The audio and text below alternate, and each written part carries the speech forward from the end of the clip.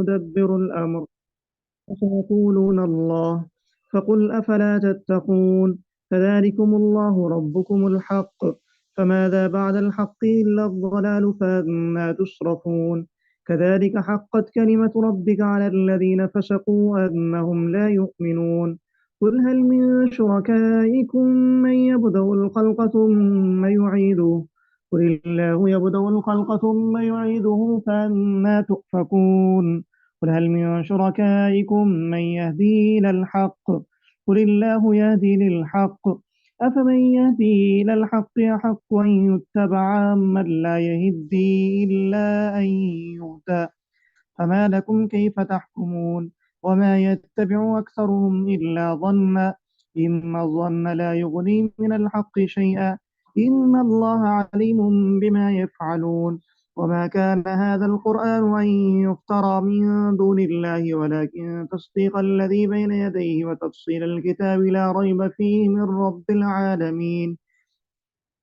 أم يقولون افتراه قل فأتوا بسورة مثله وادعوا من استطعتم من دون الله إن كنتم صادقين بل كذبوا بما لم يحيطوا بعلمه ولما يأتهم تأويله كذلك كذب الذين من قبلهم فانظر كيف كان عاقبة الظالمين ومنهم من يؤمن به ومنهم من لا يؤمن به وربك أعلم بالمفسدين وإن كذبوك فقل لي عملي ولكم عملكم أنتم بريئون مما أعمل وأنا بريء مما تعملون ومنهم من يستمعون إليك أفأنت تسمع الصم ولو كانوا لا يعقلون ومنهم من ينظر إليك أفأنت تهدي العمي ولو كانوا لا يبصرون إن الله لا يظلم الناس شيئا ولكن الناس أنفسهم يظلمون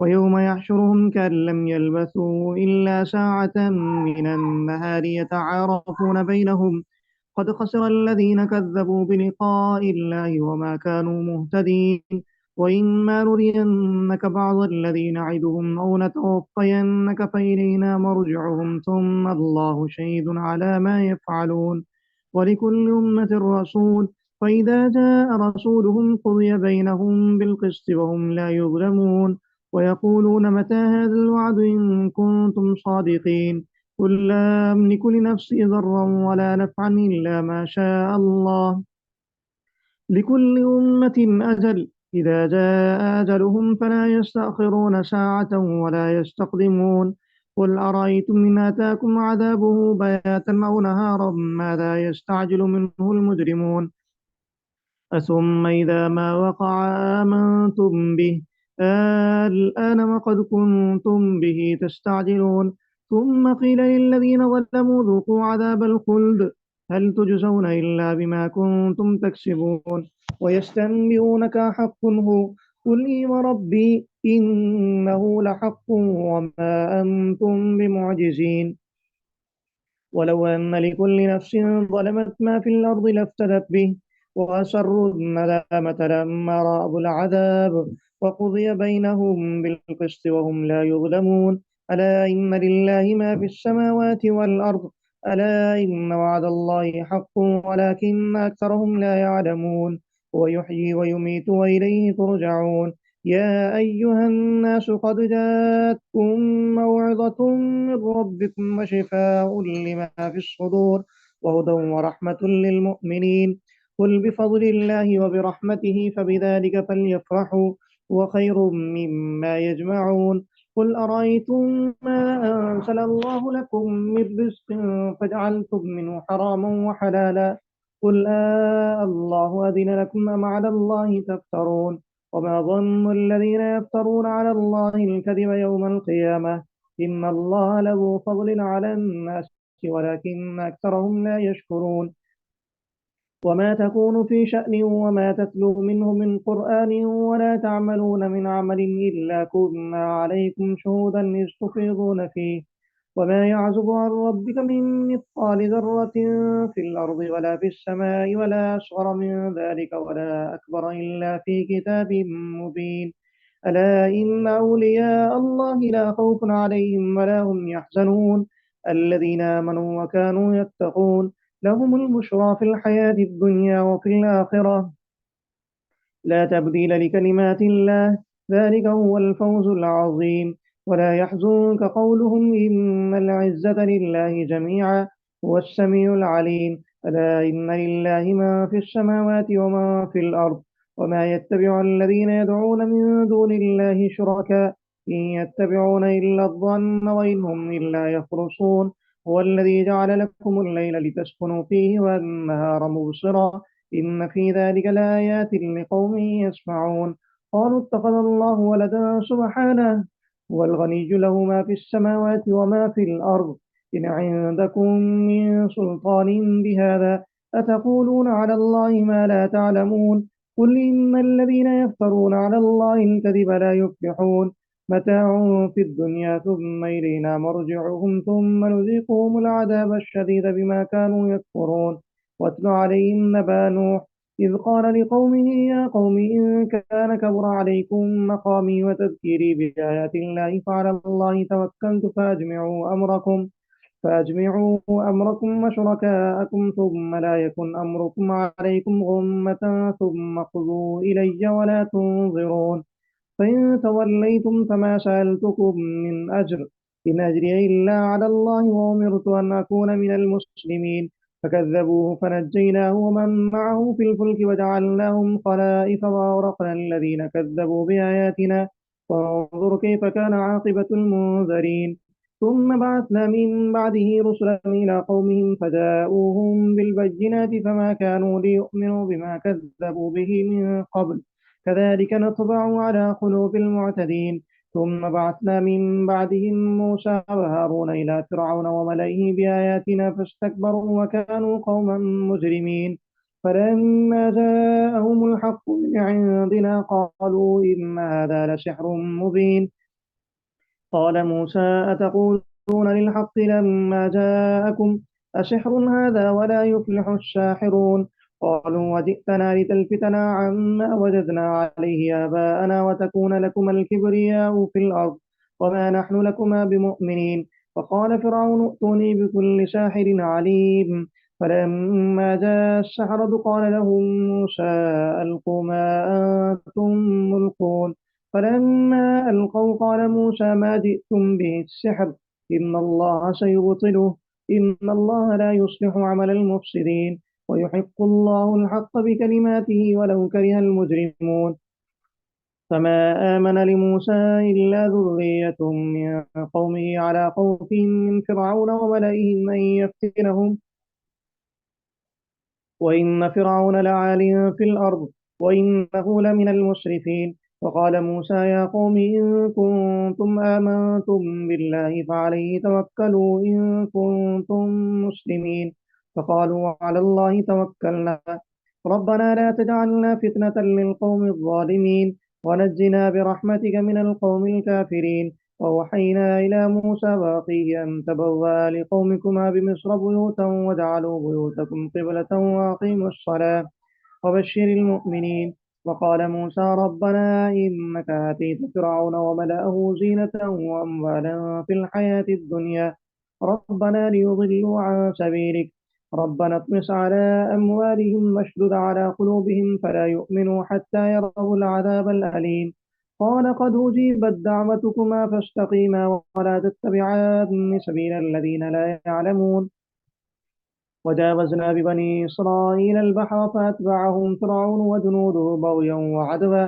حتى إذا أدركه الغرق قال آمنت أنه لا إله إلا الذي آمنت به بنو إسرائيل وأنا من المسلمين الآن وقد عصيت قبل وكنت من المفسدين فاليوم ننجيك ببدنك لتكون لمن خلفك آية وإن كثيرا من الناس عن آياتنا لغافلون ولقد بوأنا بني إسرائيل مبوأ صدق ورزقناهم من الطيبات فما اختلفوا حتى جاءهم العلم إن ربك يقضي بينهم يوم القيامة فيما كانوا فيه يختلفون فإن كنت في شك مما أنزلنا إليك فاسأل الذين يقرؤون الكتاب من قبلك لقد جاءك الحق من ربك فلا تكونن من الممترين ولا تكونن من الذين كذبوا بآيات الله فتكون من الخاسرين.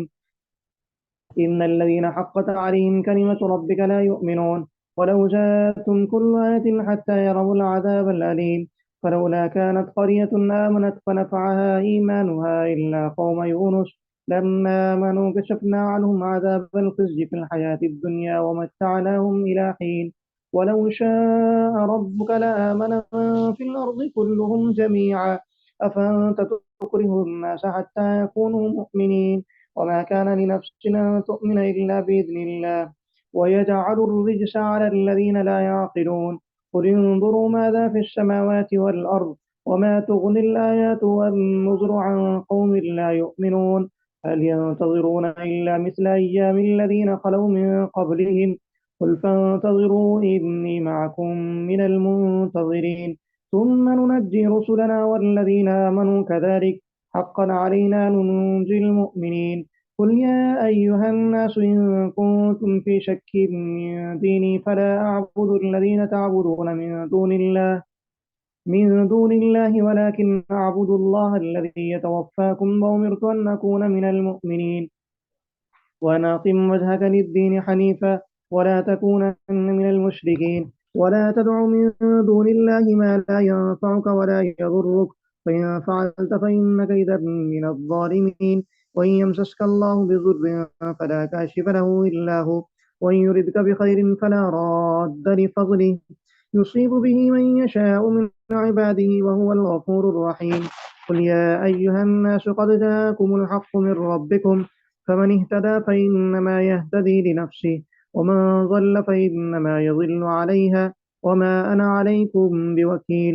واتبع ما يوحى إليك واصبر حتى يحكم الله وهو خير الحاكمين. صدق الله العظيم. اللہ خیرنا حسن الجزائے فی الدارین۔ السلام علیکم ورحمۃ اللہ وبرکاتہ۔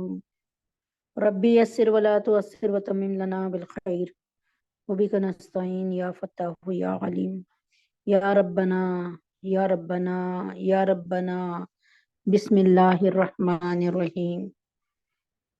رب اشرح لی صدری ویسر لی امری واحلل عقدۃ من لسانی یفقہوا قولی۔ یا ربنا زدنا علما وعملا، اللہم انفعنی بما علمتنی علمنی ما ینفعنی وزدنا علما وزدنا علما وزدنا علما۔ الحمد للہ علی کل حال واعوذ باللہ من حال اہل النار۔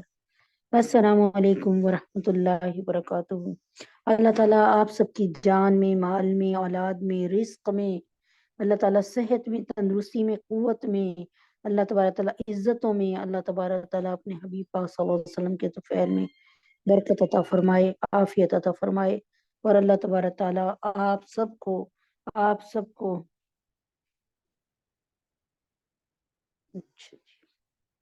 بسم اللہ الرحمن الرحیم، بسم اللہ الرحمن الرحیم۔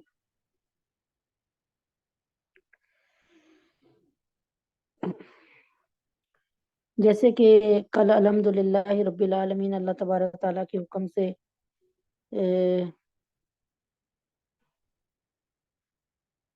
اللہ تبارک تعالیٰ کے حکم سے کل اللہ تعالیٰ کا لاکھ لاکھ شکر ہے کہ آپ کو میں نے وہ بتایا تھا، کیا ان کا سارا جو ہے بائیکاٹ کے متعلق بتایا تھا، اور اللہ تعالیٰ کے حکم سے وہ بھی بتایا تھا آپ کو، اللہ تبارک تعالیٰ کے حکم سے جو میں نے آپ کو بتایا نا کہ جن صحابہ سے وہ ہو گئی تھی، غلطی ہو گئی تھی کہ وہ نبی اکرم صلی اللہ علیہ وآلہ وسلم کے ساتھ نکل نہیں پائے تھے۔ کیا غلطی ہو گئی تھی کہ بس صرف اتنی سی ہو گئی تھی، وہ بھی اللہ تعالیٰ نے شاید وہ کہتے ہیں نا ہمیں ہی سنانے کے لیے کیا کہ نبی اکرم صلی اللہ علیہ وآلہ وسلم کے ساتھ وہ نکل نہیں پائے تھے، اس وجہ سے کہ وہ یہ سمجھ رہے تھے کہ ابھی نبی پاک صلی اللہ علیہ وآلہ وسلم جو ہیں وہ رستے میں ہی ہوں گے، اور نبی پاک صلی اللہ علیہ وآلہ وسلم رستے میں ہی ہوں گے، اور ہم جو ہیں وہ ان کو جا لیں گے، یعنی جا ملیں گے، اور پھر اللہ تبارک تعالیٰ کے حکم سے اللہ تبارک تعالیٰ نے ان کے ساتھ ٹوٹل بائیکاٹ کروایا 50 دن، پہلے 40 دن پھر 50 دن، اور یہ بات بتا دی کہ بھائی جب تک تم بائیکاٹ نہیں کرو گے نا تو اصلاح نہیں ہو سکتی. بائیکاٹ کرنا، دیکھیں نہ کوئی مار پڑوائی، نہ کوئی ڈنڈے لگوائے، نہ کوئی کھانا بند کروایا، نہ کچھ ایسے، بلکہ ٹوٹل بائیکاٹ کیا کہ بولنا چھوڑ دیا، ٹھیک ہے نا، سلام کرنا چھوڑ دیا. اس بائیکاٹ سے صحابہ کا کیا حال ہوا یہ آپ نے خود پڑھ لیا کہ صحابہ کہہ رہے تھے کہ باوجود زندگی یعنی دنیا تمام وسعتوں کے ساتھ ہمارے ساتھ تھی، لیکن یوں لگتا تھا کہ دنیا ہمارے لیے بہت تنگ ہو گئی، ہمارا جینا دشوار ہو گیا، ہمارے وہ کہتے ہیں نا ہمارے جینے کے جو ہے وہ ایسا دشوار ہو گیا کہ ہم سے جیا نہ جائے. تو اللہ تعالیٰ نے پھر ان کی کیسی مغفرت فرمائی. اللہ تبارک تعالیٰ توبہ کو بہت پسند کرتے ہیں، اور توبہ اللہ کو راضی کرنے کا بہترین طریقہ توبہ ہے. اور توبہ کی ہمیشہ یاد رکھیں 3 شرائط ہیں: اپنے دعاؤں پہ، اپنے گناہوں پہ نادم ہونا، پہلی بات، دوسرے پھر آئندہ نہ کرنے کا عہد کرنا، دوسری بات، تیسری بات اللہ رب العزت سے معافی مانگ لینا. اللہ تبارک تعالیٰ یہ توبہ کی 3 شرائط پر ہمیں، مجھے، آپ کو چلنے کی توفیق عطا فرمائے. اچھا جی، اب یہ سورہ یونس جو ہے وہ شروع ہے. تو سورہ یونس کی آیت نمبر 26 تک: تو کسی رات یا دن کے وقت ہمارا حکم آ گیا کہ اس پر کوئی آفت آ جائے، اور ہم نے اس کو کٹی ہوئی کھیتی کی سپاٹ زمین میں اس طرح تبدیل کر دیا جیسے وہ کل تھی ہی نہیں. سورہ یونس پارہ یاتذرون اور آیت نمبر 26. تو کسی رات یا دن کے وقت ہمارا حکم آ گیا کہ اس پر کوئی آفت آ جائے، ہم نے اس کو کٹی ہوئی کھیتی کی سپاٹ زمین میں اس طرح تبدیل کر دیا جیسے وہ کل تھی ہی نہیں، یعنی نام و نشان مٹا دیے. اسی طرح ہم نشانیوں کو ان لوگوں کے لیے کھول کھول کر بیان فرماتے ہیں جو غور و فکر سے کام لیتے ہیں. یعنی اللہ تبارک تعالیٰ جو ڈیل دے رہا ہے نا، اس سے یہ نہ سمجھو کہ اللہ تبارک تعالیٰ ہمارے آگے بے بس ہے. اللہ تعالیٰ فرما رہے ہیں کہ تم پرانی قوموں کا دیکھ لو، پچھلی قوموں کا حال، تو تمہیں پتہ چلے گا کہ کس کس طرح کے لوگ تھے، اور اللہ تبارک تعالیٰ نے ان کو کیسے کیسے زبر لوگ تھے، اور اللہ تعالیٰ نے ان کو زیر کر دیا. اور اللہ تبارک تعالیٰ کو سلامتی کے گھر کی طرف، اللہ تعالیٰ لوگوں کو سلامتی کے گھر کی طرف دعوت دیتا ہے، اور جس کو چاہتا ہے سیدھے راستے تک پہنچا دیتا ہے. جن لوگوں نے بہتر کام کیے ہیں اور بہترین حالت انہی کی ہے. یعنی کیا مطلب؟ جو لوگ اس دنیا کو غنیمت سمجھتے ہیں، وہ آخرت کی کھیتی سمجھتے ہیں، وہ اس دنیا میں بہت نیک کام کرتے ہیں تاکہ آخرت میں ان کو اعلیٰ مقام ملے. اور الحمدللہ رب العالمین، جو سچا مسلمان ہے نا، اس کی دعا یہی ہوگی کہ اللہ تعالیٰ ہمیں اس جنت میں رکھیے گا جہاں حضرت محمد صلی اللہ علیہ وآلہ وسلم کا اور آپ کا دیدار ہر لمحے ہوتا رہے. جن لوگوں نے بہتر کام کیے ہیں، بہترین حالت انہی کی ہے، اور اس سے بڑھ کر کچھ اور بھی، کچھ اور بھی، یعنی سلامتی کے گھر سے مراد ہے جنت.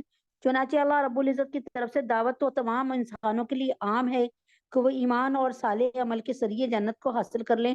جیسے ایک ٹیچر کی دعوت بالکل عام ہوتی ہے استاد کی کہ آؤ بیٹا پڑھ لو، اچھی طرح سمجھ لو، جو سمجھنا ہے اچھی طرح سمجھ لو، اور پھر اچھے نمبروں سے کامیاب ہو کے نئی کلاس میں چلے جاؤ. لیکن اس پر عمل کتنے کرتے ہیں آپ کو پتا ہے، آپ مجھ سے بہتر جانتی ہیں.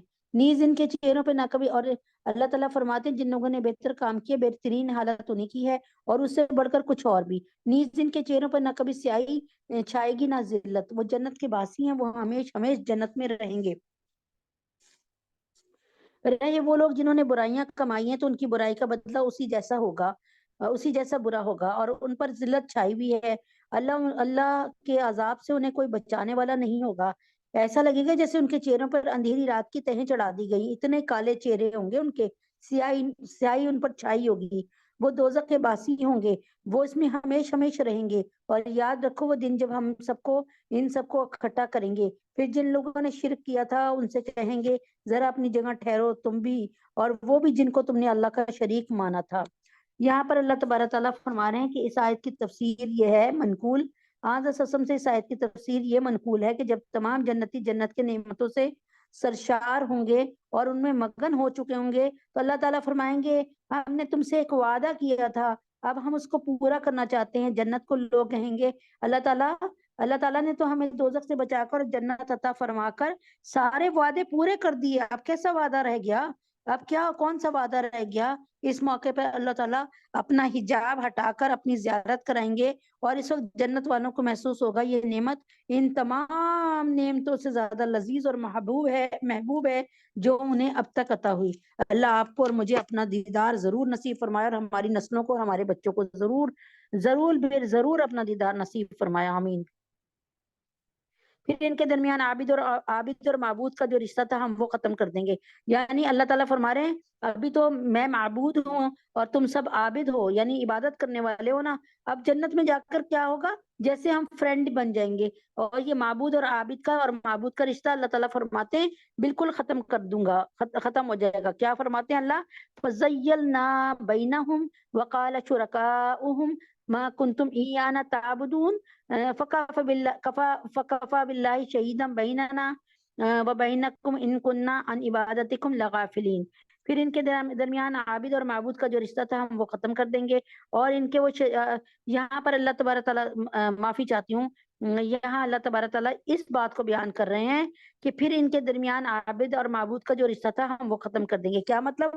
یعنی یہ ان کے معبود جو لات و عزیٰ منات ہیں وہ ان سے کھو جائیں گے، وہ ان کو نظر نہیں آئیں گے، تو کیا وہ کس معبود کی اب یہ عبادت کریں گے؟ ان کے تو معبود ختم ہو گئے، کھو گئے۔ پھر ان کے درمیان عابد اور معبود کا جو رشتہ تھا ہم وہ ختم کر دیں گے، اور ان کے وہ شریک کہیں گے کہ تم ہماری عبادت تو نہیں کرتے تھے۔ اور یہ ایک جگہ دوسری جگہ یہ بات بھی صحیح ہے کہ ہم مرنے کے بعد کوئی عبادت نہیں کریں گے، یعنی اللہ تعالیٰ ہمارے سامنے کھڑے ہوئے ہوں گے، لیکن وہ جو پانچوں نمازوں کی فکر اور وہ جو ذکر الہی کی فکر ہے نا، وہ اب ہم ادھر ہی کریں گے بس۔ ہمارے اور تمہارے درمیان اللہ گواہ بننے کے لیے کافی ہیں کہ ہم تمہاری عبادت سے بالکل بے خبر تھے۔ کیا ہم تمہاری اچھا ہمارے اور تمہارے درمیان اللہ گواہ بننے کے لیے کافی ہیں کہ ہم تمہاری عبادت سے بالکل بے خبر تھے۔ اب یہ بت کیا کہیں گے؟ ہمیں کیا پتا کہ تم ہماری عبادت کرتے تھے؟ ہر شخص نے ماضی میں جو کچھ کیا ہوگا اس موقع پر وہ خود اس کو پرکھ لے گا۔ یعنی یہ معبود تو ان کو نظر ہی نہیں آئیں گے جو انہوں نے لات و عزیٰ منات بنا رکھے ہیں نا، حبل اور بال، اور اس وقت یہ شری رام دیوی، کالی دیوی، پتہ نہیں ہنومان اور جو بھی ہے نا، وہ ان کو کچھ بھی نظر نہیں آئے گا۔ اب کیا ہوگا؟ ان کو پتہ چل جائے گا کہ اللہ تعالیٰ فرما رہے ہیں کہ ان سے ان کے جو معبود ہیں وہ الگ کر دیے جائیں گے۔ ہر شخص نے ماضی میں جو کچھ کیا ہوگا اس موقع پہ وہ خود اس کو پرکھ لے گا، اور سب کو اللہ کی طرف لوٹا دیا جائے گا جو ان کا مالک حقیقی ہے، اور جو جھوٹ انہوں نے تراش رکھے تھے ان کا کوئی سراغ انہیں نہیں ملے گا۔ اے پیغمبر، یعنی ان کے بت، ان کے پیر مرید کچھ ان کو ملیں گے نہیں جو ہے۔ اے پیغمبر، ان مشرکوں سے کہو کون ہے جو تمہیں آسمان اور زمین سے رزق پہنچاتا ہے، یا بھلا کون ہے جو سننے اور دیکھنے کی قوتوں کا مالک ہے، اور کون ہے جو جاندار کو بے جان اور بے جان کو جاندار سے باہر نکالتا ہے، اور کون ہے جو ہر کام کا انتظام کرتا ہے۔ جاندار کو سے بے جان کو نکالنا جیسے کسی عورت کے گھر میں مردہ بچہ پیدا ہو جائے، اور بے جان سے جاندار کو نکالنا جیسے انڈے سے بچہ نکالنا۔ اور تو یہ لوگ کہیں گے اللہ تو اللہ، یعنی ہم کیا کریں گے؟ تو یہ لوگ کہیں گے اللہ، تو ان سے کہو فَسَيَقُولُونَ اللَّهُ فَقُلْ أَفَلَا تَتَّقُونَ۔ اللہ یہ لوگ کہیں گے اللہ، تو تم ان سے کہو کیا پھر بھی تم اللہ سے نہیں ڈرتے؟ پھر تو لوگوں وہی اللہ ہے جو تمہارا مالک کے برحق ہے۔ پھر حق واضح ہو جانے کے بعد گمراہی کے سوا اور کچھ کیا باقی رہ گیا؟ اس کے باوجود تمہیں کہاں الٹا لیے جا رہے ہیں۔ اس طرح جن لوگوں نے نافرمانی کا شیوا اپنا لیا ہے ان کے بارے میں اللہ کی یہ بات سچ ہو گئی کہ وہ ایمان نہیں لائیں گے۔ کہو کہ جن کو تم اللہ کے ساتھ شریک مانتے ہو، کیا ان میں کوئی ایسا ہے جو مخلوقات کو پہلی بار پیدا کرے پھر ان کی موت کے بعد انہیں دوبارہ پھر پیدا کر دے؟ یعنی اللہ تعالیٰ فرما رہے ہیں کہ یہ جو بت ہیں تمہارے، یہ جو بت ہیں تمہارے، اب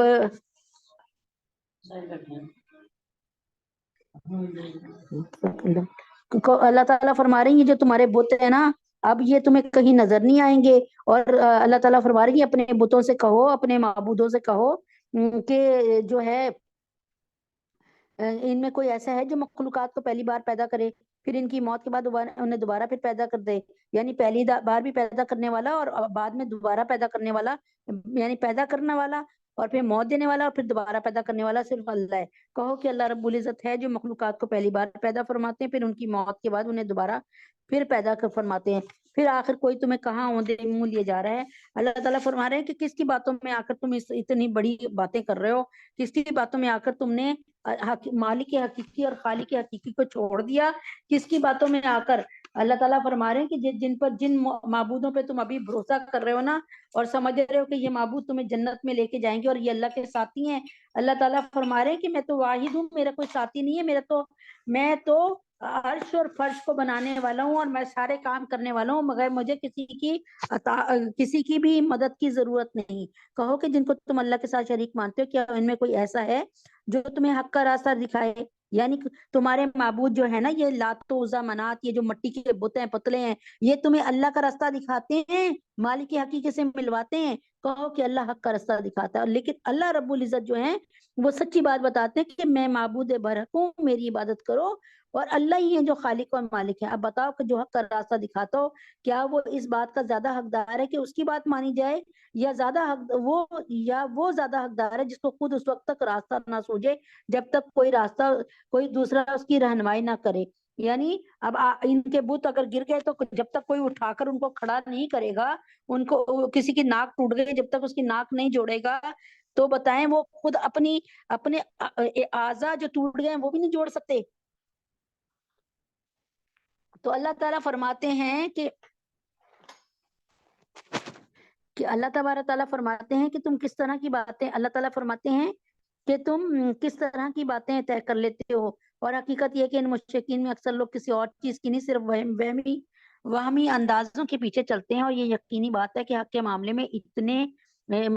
معاملے میں وہمی انداز کچھ بھی کام نہیں دے سکتے۔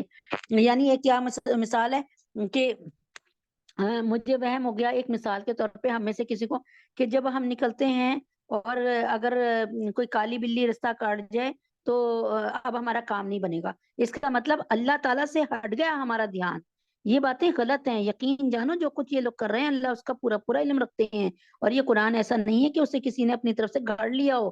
یعنی اللہ تعالیٰ فرما رہے ہیں یہ ہمارا کلام ہے، یہ دنیا میں کسی کی مجال نہیں کہ کوئی ایسا کلام بنا کے لے آئے۔ اور پھر اللہ تعالیٰ نے چیلنج بھی کیا تھا کہ اگر تم بنا سکتے ہو، بڑی تمہیں شاعری کا ذم ہے کہ تمہیں بڑی اچھی شاعری آتی ہے اور تم بڑے فصیح اور بلیغ عربی بھی بولتے ہو، تو اللہ تعالیٰ نے فرمایا کہ پھر کیا کرو، کہ اللہ تعالیٰ نے فرمایا کہ پھر تم ایسا کرو کہ تم ایک آیت بھی قرآن کی بنا کے دکھا دو، صرف ایک آیت۔ تو اللہ تعالیٰ فرماتے میں تم سے پورے قرآن کے مقابلے میں پورا قرآن نہیں چاہ رہا بس لیکن اللہ تعالیٰ فرماتے کہ تم نہیں کر سکتے اور ہرگز نہیں کر سکو گے، اور یہ کر بھی نہیں پائے،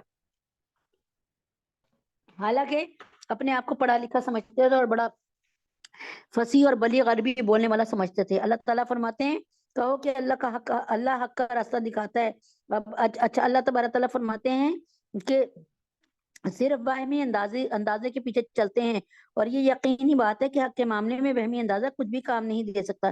یقین جانو جو کچھ یہ لوگ کر رہے ہیں اللہ اس کا پورا پورا علم رکھتے ہیں، اور یہ قرآن ایسا نہیں ہے کہ اسے کسی نے اپنی طرف سے گھڑ لیا ہو، اللہ نے نہ اتارا ہو، بلکہ یہ وہی کی ان باتوں کی تصدیق کرتا ہے جو اس سے پہلے آ چکی ہیں۔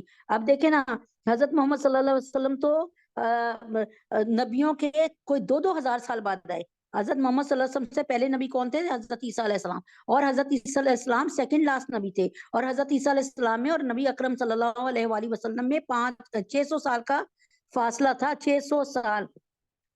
تو اللہ تعالیٰ فرماتے ہیں کہ لیکن اللہ تعالیٰ حضرت عیسیٰ کی خبریں، حضرت یونس کی خبریں، حضرت یعقوب کی خبریں، حضرت عیسیٰ موسیٰ اور حضرت ابراہیم کی خبریں، حضرت آدم علیہ السلام کی خبریں، ایک ایک چیز کو بتا رہے ہیں کھول کھول کے۔ تو اللہ تعالیٰ فرما رہے ہیں کہ کوئی اور نہیں کر سکتا تھا، یا اللہ اور نبی اکرم صلی اللہ علیہ وسلم کو بھی یہ باتیں ساری میں بتا رہا ہوں اللہ نے۔ اچھا، اور یہ قرآن ایسا نہیں کہ اسے کسی نے اپنی طرف سے گھڑ لیا ہو، اللہ نے نہ اتارا ہو، بلکہ یہ وہی کی ان باتوں کی تصدیق کرتا ہے جو اس سے پہلے آ چکی ہیں۔ اللہ نے جو باتیں لوح محفوظ میں لکھ رکھی ہیں ان کی تفصیل بیان کرتا ہے، اس میں ذرہ برابر بھی شک کی گنجائش نہیں ہے، یہ اس ذات کی طرف سے ہے جو تمام جہانوں کی پرورش کرتا ہے۔ اللہ تبارک تعالیٰ نے جب قرآن کو ہم سے شروع کروایا تو الف لام میم ذالک الکتاب لا ریب فیہ سے شروع کرایا، کیونکہ اللہ کو پتا تھا کہ اس میں ایسے ایسے معجزات آئیں گے، تو ایک مسلمان کو چاہیے کہ پورے یقین کامل کے ساتھ یہ کتاب پڑھے قرآن مجید. اگر اس کو یقین نہیں ہے اللہ کی ذات پہ تو پھر نہ پڑھے بے شک. ٹھیک ہے نا. اللہ نے فرمایا ذالک الکتاب لا ریب فیہ، اس قرآن میں کوئی شک نہیں. اگر اللہ پاک فرماتے ہیں کہ میں نے کوہ طور اٹھا کر بلند کر دیا تو خدا کی قسم بلند کر دیا. کوئی سائنسدان اس کو نہیں مانے گا کہ ایک اتنا بڑا پہاڑ فضا میں کتنی دیر، یعنی کہ 1 منٹ کے لیے 2 منٹ کے لیے کتنی دیر، کہیں لکھا کہ دنوں کے حساب سے رہا. اب اللہ واللہ عالم. کیا پھر بھی یہ لوگ کہتے ہیں کہ پیغمبر نے اسے اپنی طرف سے گھڑ لیا ہے، یعنی اللہ تبارک تعالیٰ کے نبی نے خود بنا لیا یہ قرآن. کہو کہ پھر تو تم بھی اس جیسی ایک ہی صورت گھڑ کے لے آؤ. اللہ تعالیٰ فرماتے ہیں کہ اچھا پھر ایسا کرو، اگر نبی پاک صلی اللہ علیہ وسلم پورا قرآن گھڑ کے لے آئے ہیں نا، یعنی خود اپنے پاس سے بنا کے، اللہ تعالیٰ فرماتے ہیں چلو پھر چھوڑو. نبی پاک صلی اللہ علیہ وسلم تو امی تھے نا، لکھے نہیں تھے. اگر انہوں نے یہ کام کر لیا تو تم تو اتنا عربی جانتے ہو تو تم بھی مجھے ایک صورت، تو فرمایا کہ اس جیسی ایک ہی صورت گھڑ کے لے آؤ. اور اس کام میں مدد لینے کے لیے اللہ کے سوا جس کو چاہو بلا لو، اگر بلا سکو بلا لو. اگر سچے ہو بات دراصل یہ ہے کہ جس چیز کا احاطہ یہ اپنے علم سے نہیں کر سکے، یعنی ان کا اتنا علم محدود ہے کہ ان کے علم میں اللہ رب العزت کی شخصیت سما ہی نہیں رہی، اسے انہوں نے جھوٹ قرار دے دیا اور ابھی اس کا انجام بھی ان کے سامنے نہیں آیا. اس طرح یعنی ابھی اللہ تعالیٰ فرما رہے ہیں کہ ان کو پتہ نہیں چل رہا کہ کس گمراہی کی طرف جا رہی ہے. اسی طرح جو لوگ ان سے پہلے تھے انہوں نے بھی اپنے پیغمبروں کو جھٹلایا تھا.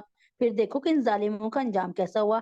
اور ان میں کچھ ایسے بھی ہیں جو اس قرآن پر ایمان لے آئیں گے اور کچھ وہ ہیں جو اس پر ایمان نہیں لائیں گے. اور تمہارا پروردگار فساد پھیلانے والوں کو خوب جانتا ہے. اور اے پیغمبر اگر تم یہ جھٹلائیں تو ان سے کہہ دو میرا عمل میرے لیے ہے، تمہارا عمل تمہارے لیے ہے. جو کام میں کرتا ہوں اس کی ذمہ داری مجھ پر، اس کی ذمہ داری تم پر نہیں ہے. اور جو کچھ تم کر رہے ہو اور جو کام تم کر رہے ہو، فرمایا انتم بریئون مما عملوا وانا بریء مما تعملون. کہ اللہ تعالیٰ کے نبی فرماتے ہیں کہ اس کی ذمہ داری تم پر نہیں ہے اور جو کام تم کرتے ہو اس کی ذمہ داری مجھ پر نہیں ہے، یعنی میرے عمل میرے ساتھ، تمہارے عمل تمہارے ساتھ.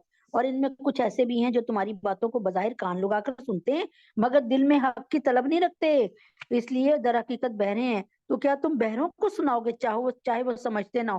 یعنی بات تو سن رہے ہیں لیکن عمل کی نیت سے نہیں سن رہے، بس بیٹھ گئے ہیں، جیسے کہتے ہیں نا دکھانے کے لیے بیٹھ گئے لیکن سمجھ کر بھی نہیں سمجھ رہے وہ. اور ان میں کچھ وہ ہیں جو تمہاری طرف دیکھتے ہیں مگر دل میں انصاف نہ ہونے کی وجہ سے وہ اندھوں جیسے ہیں. تو کیا تم اندھوں کو رستہ دکھاؤ گے چاہے انہیں کچھ بھی سجھائی نہیں دیتا؟ یعنی یہ ایسے عقل کے اندھے ہیں. معجزات دیکھنے کے بعد سب سے بڑا معجزہ میرے نبی اکرم صلی اللہ علیہ وسلم کا چمکتا ہوا چہرہ. وہ کہتے ہیں نا والضحیٰ واللیل اذا سجا، تیرے روشن چہرے کی قسم، تیری زلفوں کی قسم. تو پھر اللہ تعالیٰ کا دوسرا معجزہ یہ قرآن مجید ہے. پھر اللہ تعالیٰ کے نبی کے ہاتھ پہ کتنے معجزات ہوئے الحمدللہ. حقیقت یہ ہے کہ اللہ لوگوں پر ظلم ذرا برابر بھی ظلم نہیں کرتے، لیکن انسان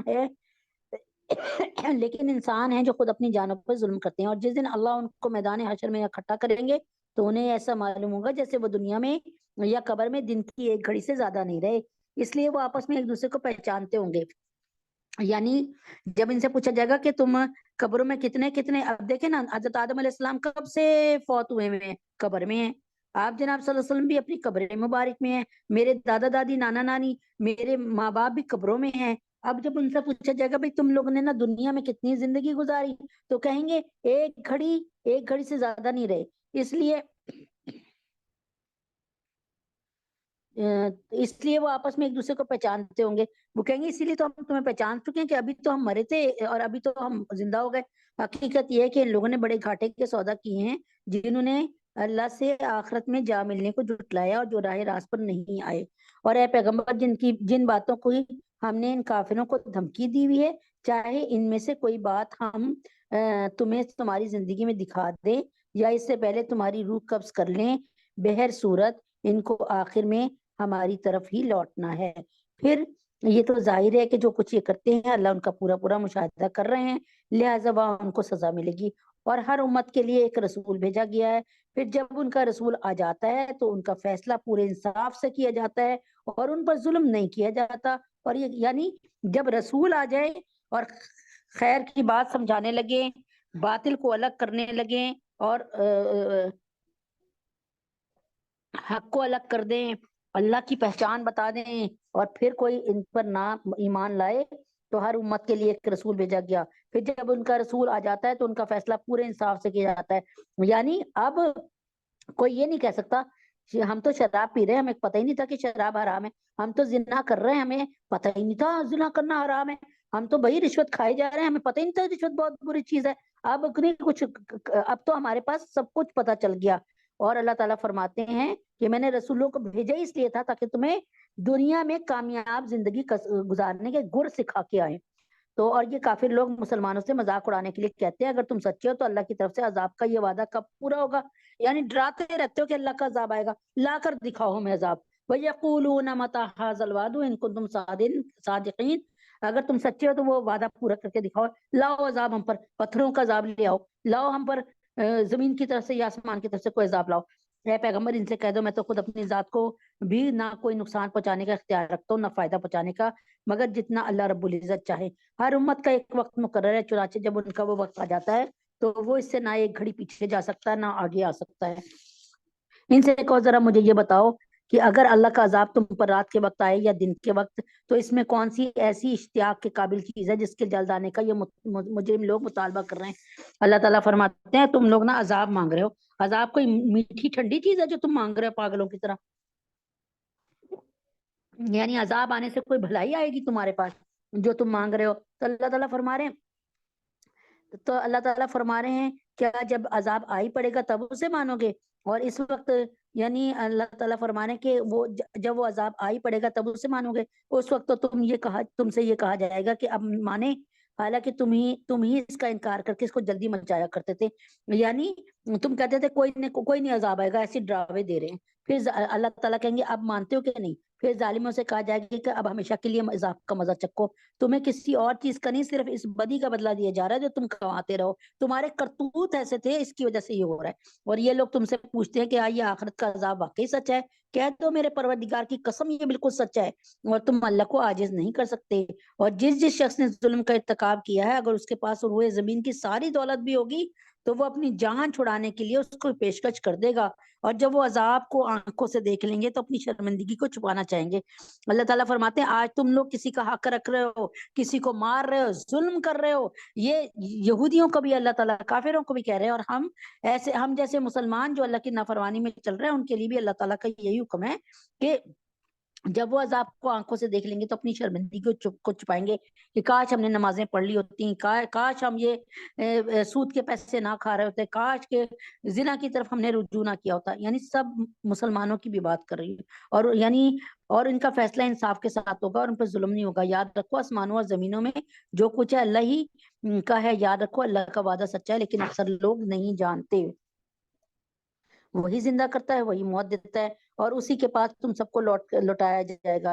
لوگوں تمہارے پاس ایک ایسی چیز آئی ہے جو تمہارے پروردگار کی طرف سے ایک نصیحت ہے اور دلوں کی بیماری کے لیے شفا ہے، اور ایمان والوں کے لیے ہدایت اور رحمت کا سامان ہے۔ اے پیغمبر کہو کہ یہ سب کچھ اللہ کے فضل اور رحمت سے ہوا۔ تو اللہ تبارک تعالیٰ نے یہ قرآن کو بھیجا، یہ نبی پاک صلی اللہ علیہ وسلم کو بھیجا، یہ ہمارے لیے کیسی نصیحت کی باتیں کرتے تھے۔ اے پیغمبر کہو کہ یہ سب کچھ اللہ کے فضل اور رحمت سے ہوا ہے، لہٰذا اسی پر تو انہیں خوش ہونا چاہیے۔ یعنی اللہ کا یہ کتنا بڑا فضل ہے کہ اللہ نے ہمیں راستہ بتانے والا اچائی کی طرف ایک نبی بھیجا، اور ہر دور میں بھیجے کہ تمام لوگوں کی بھلائی کے لیے، سب کو سیدھا سچا راستہ دکھانے کے لیے۔ اے پیغمبر کہہ دو یہ سب کچھ اللہ کے فضل اور رحمت سے ہوا، لہٰذا اس پر تو انہیں خوش ہونا چاہیے، یہ اس تمام دولت سے کہیں بہتر ہے جسے یہ جمع کر کے رکھتے ہیں۔ کہو کہ یعنی اس دولت کو جو ہم جمع کریں اس سے بہتر یہ کہ ہم اپنی ساری زندگی اللہ کی تابعداری میں لگائیں۔ اب تو ہمیں حق کا راستہ مل چکا ہے، اب تو ہمیں ان باتوں کا پتہ چل چکا ہے جن سے ہمارا رب راضی ہوتا ہے اور جن باتوں سے ہمارا رب ناراض ہوتا ہے۔ تم نے اپنی طرف سے اس میں سے کسی کو حرام اور کسی کو حلال قرار دے دی ہے۔ اللہ نے تمہارے لیے جو رزق نازل کیا تھا ان میں سے تم نے اپنی طرف سے اس میں سے کسی چیز کو حلال کر دیا اور کسی کو حرام قرار دیا۔ ان سے پوچھو کہ اللہ نے تمہیں اس کی اجازت دی تھی یا تم اللہ پر جھوٹا بہتان باندھتے ہو؟ جو لوگ اللہ پر بہتان باندھتے ہیں روز قیامت کے بارے میں ان کا کیا گمان ہے؟ تو اس میں شک نہیں کہ انسان اللہ کے ساتھ فضل کا معاملہ کرنے والا ہے، اس میں شک نہیں کہ اللہ انسان کے ساتھ فضل کا معاملہ کرنے والا ہے، لیکن ان میں اکثر لوگ شکر ادا نہیں کرتے۔ اے پیغمبر تم جس حالت میں بھی ہوتے ہو اور قرآن کا جو حصہ بھی تم تلاوت کرتے ہو، اور اے لوگوں تم جو کام بھی کرتے ہو، تو جس وقت تم اس کام میں مشغول ہوتے ہو ہم تمہیں دیکھتے رہتے ہیں، اور تمہارے رب سے کوئی ذرہ برابر چیز بھی پوشیدہ نہیں ہے، نہ زمین میں نہ آسمان میں، نہ اس سے چھوٹی نہ بڑی، مگر وہ ایک واضح کتاب میں درج ہے۔ یاد رکھو کہ جو اللہ کے دوست ہیں ان کو نہ کوئی خوف ہوگا نہ غمگین ہوں گے۔ یہ وہ لوگ ہیں جو ایمان لائے اور تقوی اختیار کیے رہے، ان کے لیے خوشخبری ہے، دنیاوی زندگی میں بھی اور آخرت میں بھی۔ اللہ کی باتوں میں کوئی تبدیلی نہیں ہوتی، یہی زبردست کامیابی ہے۔ اور اے پیغمبر یہ لوگ جو باتیں مناتے ہیں وہ تمہیں رنجیدہ نہ کریں، یقین رکھو اقتدار تمام اطہار اللہ کا ہے، اور وہ ہر بات سننے والا، سب کچھ جاننے والا ہے۔ یاد رکھو کہ آسمانوں اور زمینوں میں جتنے جاندار ہیں وہ سب اللہ ہی کی ملکیت میں ہیں، اور جو لوگ اللہ کے سوا دوسروں کو پکارتے ہیں وہ کوئی اللہ کے حقیقی شرکا کی پیروی نہیں کرتے۔ یہ اللہ تبارک تعالیٰ نے کہیں اللہ تعالیٰ نے یہ قرار نہیں دیا کہ یہ لات و عزا منات میرے دوست ہے اور میری مدد کرتے ہیں، یہ میرے ہیلپنگ ہینڈ ہے، کہیں نہیں کہا اللہ نے۔ تو اللہ تعالیٰ فرماتے ہیں کہ وہ اللہ کے حقیقی شرکا کی پیروی نہیں کرتے، یعنی اللہ تعالیٰ کے اللہ تبارک تعالیٰ اور وہ کوئی اللہ کے حقیقی شرکا کی پیروی نہیں کرتے، وہ کسی اور چیز کی نہیں، بس محض گمان کی پیروی کرتے ہیں۔ یہ میرے اللہ تعالیٰ فرما رہے ہیں یہ میرے شرکا نہیں ہے، تمہارے بت، یہ میرے شریک نہیں ہے، میرا کوئی کام نہیں کر کے دیتے یہ۔ اور اللہ فرماتے ہیں کہ نہ مجھے ان کی مدد کی ضرورت ہے، وہ کسی اور چیز کی نہیں، محض گمان کی پیروی کرتے ہیں۔ ایسے ہی انہوں نے الٹے سیدھے گمان بنا لیے کہ یہ ہمیں ہنومان اور یہ ہمیں شری رام اور شری شنکر، یہ سارے کے سارے جو ہے نا ہمیں جو ہے رزق دیتے ہیں، بیٹے دیتے ہیں، یہ اپنی محض گمان کی پیروی کرتے ہیں، اور ان کا کام اس کے سوا کچھ نہیں کہ اندازوں کے تیر چلاتے ہیں۔ اور اللہ وہ ہے جس نے تمہارے لیے رات بنائی تاکہ تم اس میں سکون حاصل کر سکو، اور دن کو ایسا بنایا جو تمہیں دیکھنے کی صلاحیت دے، اور اس میں یقیناً ان لوگوں کے لیے نشانیاں جو غور سے سنتے ہوں۔ آج تک کوئی مائی کا لال نہ پیدا ہوا ہے، نہ ہوگا، نہ ہے، جو رات کو دن بنا دے اور دن کو رات بنا دے، کسی میں طاقت نہیں۔ کچھ لوگوں نے کہہ دیا کہ اللہ اولاد رکھتا ہے، پاک ہے اس کی ذات، اور ہر چیز سے بے نیاز ہے، آسمانوں اور زمینوں میں جو کچھ ہے اسی کا ہے، تمہارے پاس اس بات کی ذرہ برابر بھی کوئی دلیل نہیں ہے، کیا تم اللہ کے ذمہ وہ بات لگاتے ہو جس کا تمہیں کوئی علم نہیں؟ اللہ نے کہیں نہیں کہا یہ بت میرے ساتھی ہیں، اللہ نے کہیں نہیں کہا کہ حضرت عیسیٰ علیہ السلام میرا کام کروا کے دیتے ہیں اور میرے ساتھ تمام نظام کو چلا رہے ہیں، اللہ نے کہیں نہیں کہا کہ حضرت جبریل علیہ السلام یا اماں مریم میرے ساتھی ہیں اور کائنات کا نظام چلا رہے ہیں۔ یہ تمہاری اٹکل پہ چکے تیر ہیں، تم لوگ الٹی سیدھی تمہاری باتیں ہیں۔ کہہ دو کہ جو لوگ اللہ پر جھوٹا بہتان باندھتے ہیں وہ فلاح نہیں پائیں گے، اور ان کے لیے بس دنیا میں تھوڑا سا مزہ ہے، پھر ہمارے پاس ہی ان کا لوٹ کر آنا ہے۔ پھر کفر کا جو رویہ انہوں نے اپنا رکھا ہے اس کے بدلے ہم انہیں شدید عذاب کا مزہ چکھائیں گے۔ اے پیغمبر ان کے سامنے نوح علیہ السلام کا واقعہ پڑھ کر سناؤ، جب انہوں نے اپنی قوم سے کہا تھا 1050 سال نوح علیہ السلام نے عمر پائی، یہ آدم ثانی تھے، ان سے پہلے دنیا ان کے وقت میں دنیا تباہ ہو گئی تھی، ساری پانی سے بھر گیا تھا، پوری دنیا میں سارے لوگ تباہ ہو گئے تھے، بچا کون تھا؟ صرف نوح علیہ السلام کی کشتی میں اور نوح علیہ السلام کے بیٹے، وہ 3 بیٹے جو حام سام رافض تھے، یا نوح علیہ السلام اور حضرت آدم علیہ السلام کی ساری اولادوں میں سے بس کشتی والے ہی بچے تھے، اس لیے نوح علیہ السلام کی اولادوں سے ہم لوگ پیدا ہوئے، تو اللہ تعالیٰ یعنی ہم آدم ثانی، نوح علیہ السلام جو ہیں آدم ثانی بھی کہلاتے ہیں۔ اے پیغمبر ان کے سامنے نوح کا واقعہ پڑھ کے سناؤ، جب انہوں نے اپنی قوم سے کہا تھا کہ میری قوم کے لوگوں اگر تمہارے درمیان میرا رہنا اور اللہ کی آیات کے ذریعے خبردار کرنا تمہیں بھاری معلوم ہو رہا ہے، تمہیں بلا لگ رہا ہے، تو میں نے تو اللہ ہی پر بھروسہ کر رکھا ہے، اب تم اپنے شریکوں کو ساتھ ملا کر میرے خلاف اپنی تدبیروں کو خوب پختہ کر لو، یعنی جن بتوں کو تم مانتے ہو نا ان کو بھی ساتھ ملا لو اور میرے خلاف کوئی تدبیر کرو، پھر جو تدبیر تم کرو وہ تمہارے دل میں کسی گھٹن کا باعث نہ بنے، یعنی تم یہ پریشان نہ ہو کہ تم میرے لیے اتنی بڑی سزا کو تجویز کر رہے ہو یا میرے خلاف پلاننگ کر رہے ہو۔ اللہ تعالیٰ فرماتے نوح علیہ السلام سے ان سے کہہ دو کہ جتنی مرضی میرے خلاف تدبیریں کر لو، بلکہ میرے خلاف جو فیصلہ تم نے کیا اسے دل کھول کر گزرو، اور مجھے ذرہ برابر بھی مہلت نہ دو، سنبھلنے نہ دو۔ اذانیں ہو رہی ہیں۔ اللہ اکبر، اللہ اکبر، اللہ اکبر، اللہ اکبر۔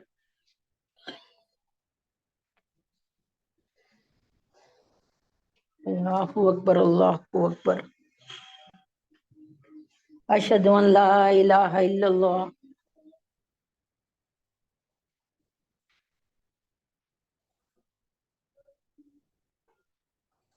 اشہد ان لا الہ الا اللہ،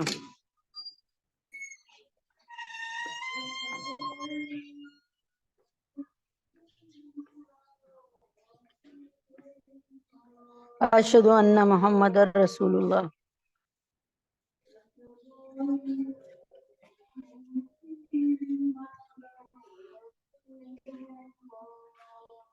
اشہد ان محمد رسول اللہ۔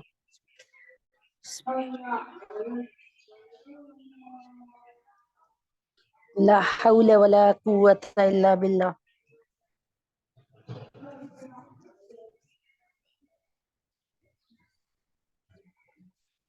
لا حول ولا قوة الا باللہ،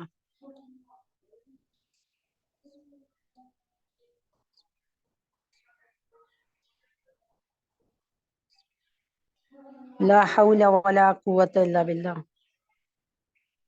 لا حول ولا قوة الا باللہ۔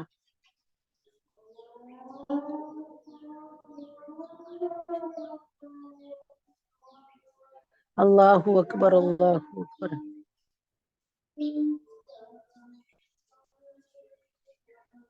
لا الہ الا اللہ، اللہم صلی علی محمد وعلی آل محمد کما صلیت علی ابراہیم وعلی آل ابراہیم انک حمید مجید، اللہم بارک علی محمد وعلی آل محمد کما بارکت علی ابراہیم وعلی آل ابراہیم انک حمید مجید، اللہم رب هذه الدعوة التامة والصلاة القائمة آتی محمدا الوسیلة والفضیلہ وبعثہ مقاما محمودا الذی وعدتہ انک لا تخلف الميعاد۔ 4:16 ہوئے ہیں، 4 انشاءاللہ 26 پہ 10 منٹ بعد انشاءاللہ پھر سے یہ آغاز کیا جائے گا اس محفل کا۔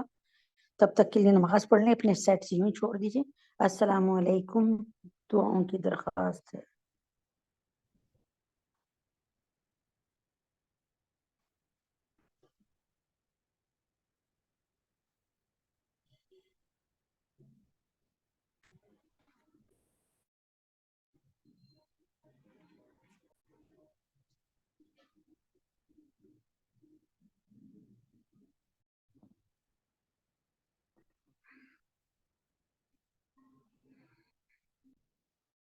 اعوذ باللہ من الشیطان الرجیم، بسم اللہ الرحمن الرحیم، ربی یسر ولا تعسر وتمم لنا بالخیر وبک نستعین یا فتاح یا علیم۔ بسم اللہ الرحمن الرحیم۔ جہاں سے سلسلہ اللہ نے چھڑوایا تھا وہیں سے اللہ پاک جو دوبارہ سے سلسلے کو جاری کرنے کی توفیق عطا فرمائے۔ بسم اللہ الرحمن الرحیم۔ اچھا جی، اب یہاں پر اللہ تعالیٰ نے نبی اکرم صلی اللہ علیہ وسلم سے فرمایا، کیا فرما رہے ہیں علیہ وآلہ وسلم، ان کو وہ بتائیے نا، ذرا قصہ سنائیے یہ ان کا۔ یہ میں نے آپ کو بتا دیا، نوح علیہ السلام کا اصلی نام عبد الغفار تھا، 1050 سال عمر ان کی تھی، 950 سال یعنی 100 کم 950 سال صرف اور صرف اللہ کی وہ کرتے رہے تبلیغ، اللہ کے نام کی تبلیغ کرتے رہے، لیکن 72 یا 82 لوگ مسلمان ہوئے، یعنی اتنے کم تعداد میں لوگ مسلمان ہوئے، اتنی لمبی عرصے کی پریچنگ کے بعد، تبلیغ کے بعد اتنے کم لوگ مسلمان ہوئے۔ اور دوسری بات یہ تھی کہ ان کا ابھی نوح علیہ السلام کا پورا قصہ آئے گا، تو وہ میں انشاءاللہ تعالیٰ آپ کو پڑھ کے پورا سمجھا بھی دوں گی۔ اے پیغمبر، ان کے سامنے نوح کا واقعہ پڑھ کے سناؤ جب انہوں نے اپنی قوم سے کہا تھا، میری قوم کے لوگوں، اگر تمہارے درمیان میرا رہنا اور اللہ کی آیات کے ذریعے خبردار کرنا تمہیں بھاری معلوم ہو رہا ہے، یعنی برا محسوس ہو رہا ہے، تو میں نے تو اللہ ہی پہ بھروسہ کر رکھا ہے، اب تم اپنے شریکوں کو ساتھ ملا کر میرے خلاف اپنی تدبیروں کو خوب پختہ کر لو۔ یعنی یہ جو تمہیں حضرت محمد صلی اللہ علیہ وسلم کی بھی ہر نبی کے ساتھ یہی ہوا نا، نبی پاک صلی اللہ علیہ وسلم بھی عرب کے مکہ کے لوگ ان کے دیوانے تھے، پیار کرتے تھے، صادق امین کہتے تھے۔ جب انہوں نے ایک اللہ کا نعرہ لگایا تو اپنے بھی ان کے وہ ہو گئے.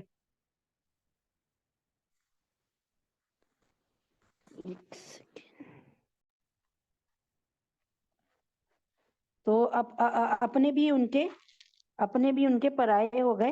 یعنی ایک اللہ کا نعرہ کیا لگایا تو اپنے بھی ان کے پرائے ہو گئے.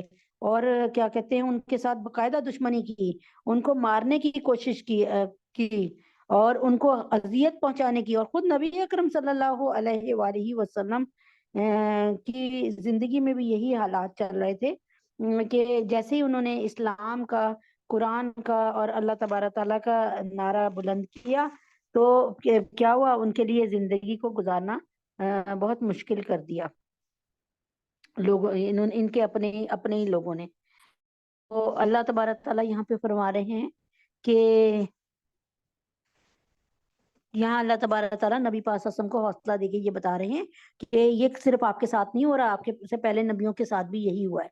اب تم اپنے شریکوں کو, اچھا اب کیا کہا, میری قوم کے لوگوں اگر تمہارے درمیان میرا رہنا اور اللہ کی آیات کے ذریعے خبردار کرنا تمہیں بھاری معلوم ہو رہا ہے تو میں نے تو اللہ ہی پر بھروسہ کر رکھا ہے. اب تم شریکوں کو ساتھ ملا کر اپنے میرے خلاف اپنی تدبیروں کو خوب پختہ کر لو, یعنی میرے خلاف پلاننگ کرو مجھے مارنے کی. پھر جو تدبیر تم کرو تمہارے دل میں کسی گھٹن کا باعث نہ بنے, یعنی تمہیں کوئی وہ نہ آئے اس میں یہ سوچ کے ہائے ایسا, یعنی ہم اتنا کر لیں گے, یعنی ہم اتنا گر جائیں گے. تو اللہ تعالیٰ یعنی آپ جو مرضی تدبیر بناؤ ان نوح علیہ السلام کے خلاف تو بناؤ, کوئی بات نہیں. اللہ تعالیٰ فرما رہے ہیں کہ میں نے تمہیں مہلت دی, ٹھیک ہے, بلکہ میرے خلاف جو فیصلہ تم نے کیا اسے دل کھول کر گزرو اور مجھے ذرہ برابر بھی مہلت نہ دو. پھر بھی اگر تم نے مجھ سے منہ موڑے رکھا تو میں نے تم سے اس تبلیغ پر کوئی اجرت نہیں مانگی. نماز پڑھو. تو میں نے تم سے اس تبلیغ پر کوئی اجرت تو نہیں مانگی, میرا اجر کسی اور نے نہیں, اللہ نے ذمہ لیا ہے اور مجھے یہ حکم دیا ہے کہ میں فرمانبردار لوگوں میں شامل رہوں. پھر ہوا یہ کہ ان لوگوں نے نوح علیہ السلام کو جھٹلا دیا. نتیجہ یہ ہوا کہ ہم نے نوح کو اور جو لوگ ان کے ساتھ کشتی میں تھے انہیں بچا لیا اور ان کو کافروں کی جگہ زمین میں بسا دیا. اور جن لوگوں نے, یعنی اللہ تعالیٰ نے نبی نوح علیہ السلام نے, ابھی سورہ نوح میں یہ آئے گا ذکر کہ نبی نوح علیہ السلام کا ذکر آئے گا کہ انہوں نے جب 950 سال تک سمجھا لیا, اس کے باوجود ان کی قوم ان کے دشمنی بنی رہی. تو اللہ تعالیٰ کے نبی نوح علیہ السلام نے دعا کی تھی کہ پوری روئے زمین پر کوئی ایک کافر زندہ نہ چھوڑ, ٹھیک ہے. تو پھر یہ ہوا یہ کہ ان لوگوں نے نوح کو جھٹلایا, نتیجہ یہ ہوا کہ ہم نے نوح کو اور جو ان کے ساتھ کشتی میں تو انہیں بچا لیا. اچھا, پھر اللہ تعالیٰ نے کہا نوح علیہ السلام سے کہ آپ کشتی بنائیے, اور جب کشتی بنانے لگے تو اتنا مذاق اڑایا گیا کشتی کا کہ آپ جو ہیں کوئی نبی ہیں یا آپ تو نبیوں کا تو یہ کام نہیں ہے کہ وہ بڑائی کی طرح, یعنی لکڑی کا کام کرنے والے کارپینٹر کی طرح لکڑی کا کام کریں. آپ تو نبی ہیں, آپ کشتیاں کیوں بنا رہے, اور پھر یہ کشتی چلائیں گے کہاں, ہمارے یہاں تو سالوں سال وہ نہیں ہوتی ہے, بارش نہیں ہوتی, تو چلائیں گے کیسے. تو یہ تمام کے تمام باتیں, اور یہ بھی کہا کہ نعوذ باللہ مذاق اڑایا اور دیوانہ اور برا بھلا کہا گیا. تو اس پر نا جو ہے پھر یہ ہوا ان لوگوں نے نوح کو جھٹلا دیا, اور نتیجہ یہ ہوا کہ ہم نے نوح کو اور جو لوگ ان کے ساتھ کشتی میں تھے, اللہ تعالیٰ نے کہہ دیا کہ نوح اپنے ساتھ تم اپنے فرما برداروں کو رکھ لو اور ہر جاندار چیز کا ایک جوڑا رکھ لو, ہاتھی ہتنی, مرغا مرغی, چڑیا چڑا, اور اپنے چاہنے والے جتنے جو تمہارے فرما بردار ہیں ان کو بٹھا لو. یہ دنیا کی پہلی کشتی تھی جو نوح علیہ السلام نے بنائی, جو 3 منزلہ کشتی تھی. اور ہم نے نوح کو اور جو لوگ ان کے ساتھ کشتی میں تھے انہیں بچا لیا, اور ان کافروں کی جگہ زمین میں, اور ان کو کافروں کی جگہ زمین میں بسایا. اور جن لوگوں نے یعنی جہاں کافر رہتے تھے, اب پوری روئے زمین کی حکومت کیا ہو گئی تھی تقریباً, یعنی باقی تو سب تباہ ہو گئے تھے, اب صرف نوح علیہ السلام کی وہ کشتی والے اور وہ بچے تھے بزندہ. اور جن لوگوں نے ہماری نشانیوں کو جھٹلایا انہیں طوفان میں غرق کر دیا. اب دیکھو جن لوگوں کو خبردار کیا گیا تھا اس کا انجام کیسا ہوا. اس میں خود نوح علیہ السلام کے بیٹے کنعان بھی تھے جو نافرمان تھے. اس کے بعد ہم نے مختلف پیغمبر ان کی اپنی قوموں کے پاس بھیجے، وہ ان کے پاس کھلے کھلے دلائل لے کر آئے، لیکن ان لوگوں نے جس بات کو پہلی بار جھٹلا دیا تھا اسے مان کر ہی نہیں دیا۔ یعنی یہاں پہ اللہ تعالیٰ جان کے سارے نبیوں کے تقریباً خاص خاص نبیوں کے اور رسولوں کے حالات پیش کر رہے ہیں کہ اے محمد مصطفیٰ صلی اللہ علیہ وسلم آپ دل کو برا نہ کریں، ہر نبی کے ساتھ تقریباً یہی حالت ہوئے جو آپ کے ساتھ ہو رہے ہیں، جو لوگ حد سے گزر جاتے ہیں ان کے دلوں پر ہم اسی طرح مہر لگا دیتے ہیں۔ مطلب یہ ہے کہ اگر مجھے اپنی تبلیغ پر، یہاں پر یہ ہے نا کہ انہوں نے کہا فرمایا کہ یعنی مطلب یہ ہے کہ اگر مجھے اپنی تبلیغ پر کوئی اجرت وصول کرنی ہوتی تو تمہارے جھٹلانے سے میرا نقصان ہو سکتا تھا، میری اجرت ماری جاتی ہے، لیکن مجھے تو کوئی اجرت وصول ہی نہیں کرنی، اس لیے تمہارے جھٹلانے سے میرا کوئی نقصان نہیں ہے، میرا کوئی ذاتی نقصان نہیں ہے، مجھے کون سی، یعنی میں تو یہ کام صرف اللہ کو خوش کرنے کے لیے کر رہا ہوں۔ ہر نبی نے بھی یہی کیا کہ یہ کام جو کیا اللہ کو خوش کرنے کے لیے کیا کہ اللہ راضی ہو جائے اور ان کی شریعت کو دنیا میں پھیلا دیا جائے۔ اس کے بعد ہم نے موسیٰ اور ہارون کو فرعون اور ان کے سرداروں کے پاس اپنی نشانیاں دے کے بھیجا۔ اب دیکھیں نا، اللہ تبارک تعالیٰ کسی نئے نبی کا ذکر نہیں کر رہے، ان میں موسیٰ کو، ہارون علیہ السلام کو، ابراہیم کو، نوح علیہ السلام کو، ہود علیہ السلام کو، لوط علیہ السلام کو، اور عیسیٰ موسیٰ علیہ السلام کو، اور ان کو ہی بس بار بار ذکر کر رہے ہیں۔ اس کے بعد ہم نے موسیٰ اور ہارون کو فرعون اور ان کے سرداروں کے پاس اپنی نشانیاں دے کر بھیجا، انہوں نے تکبر کا معاملہ فرمایا اور وہ مجرم لوگ تھے۔ چنانچہ جب ان کے پاس ہماری طرف سے حق کا پیغام آیا تو کہنے لگے ضرور یہ کھلا ہوا جادو ہے۔ موسیٰ نے کہا کیونکہ موسیٰ علیہ السلام ہر نبی کو جس دور میں بھیجا وہاں پر وہ معجزہ دے کر بھیجا جو اس زمانے میں سب سے مانا جاتا تھا۔ موسیٰ علیہ السلام کے زمانے میں فن جادوگری بہت عروج پہ تھی، اللہ تعالیٰ نے موسیٰ علیہ السلام کو ایسے معجزات دے کر بھیجے جو فن جادوگری سے ملتے جلتے تھے، یعنی ہاتھ اپنے بغل میں رکھتے تھے اور نکالتے تھے تو ان کا ہاتھ ید بیضاء سے سفید ہو جاتا تھا بغیر کسی بیماری کے، یعنی کوئی برس وغیرہ نہیں ہوتی تھی، اور آپ اپنی لاٹھی کو زمین پہ پھینکتے تھے تو وہ اژدہا بن جاتا تھا۔ تو اس طرح یعنی جادو سے ملتے جلتے تھے معجزے، لیکن جادو نہیں تھا، معجزات تھے۔ موسیٰ نے کہا کیا تم حق کے بارے میں ایسی بات کہہ رہے ہو جبکہ وہ تمہارے پاس آ چکا ہے؟ چنانچہ جب ان کے پاس ہماری طرف سے حق کا پیغام آیا تو وہ کہنے لگے ضرور یہ کھلا ہوا جادو ہے۔ تو انہوں نے یہ دیکھ کر کہا کہ تو تم موسیٰ جادو ہی کر رہے ہو، کوئی جادو ہی تم نے دکھایا ہے یہ سب کچھ۔ موسیٰ نے کہا کیا تم حق کے بارے میں ایسی بات کہہ رہے ہو جبکہ وہ تمہارے پاس آ چکا ہے؟ بھلا کیا یہ جادو ہے؟ حالانکہ جادوگر فلاں نہیں پایا کرتے۔ موسیٰ علیہ السلام فرماتے جادوگر تو فلاں نہیں پا سکتے۔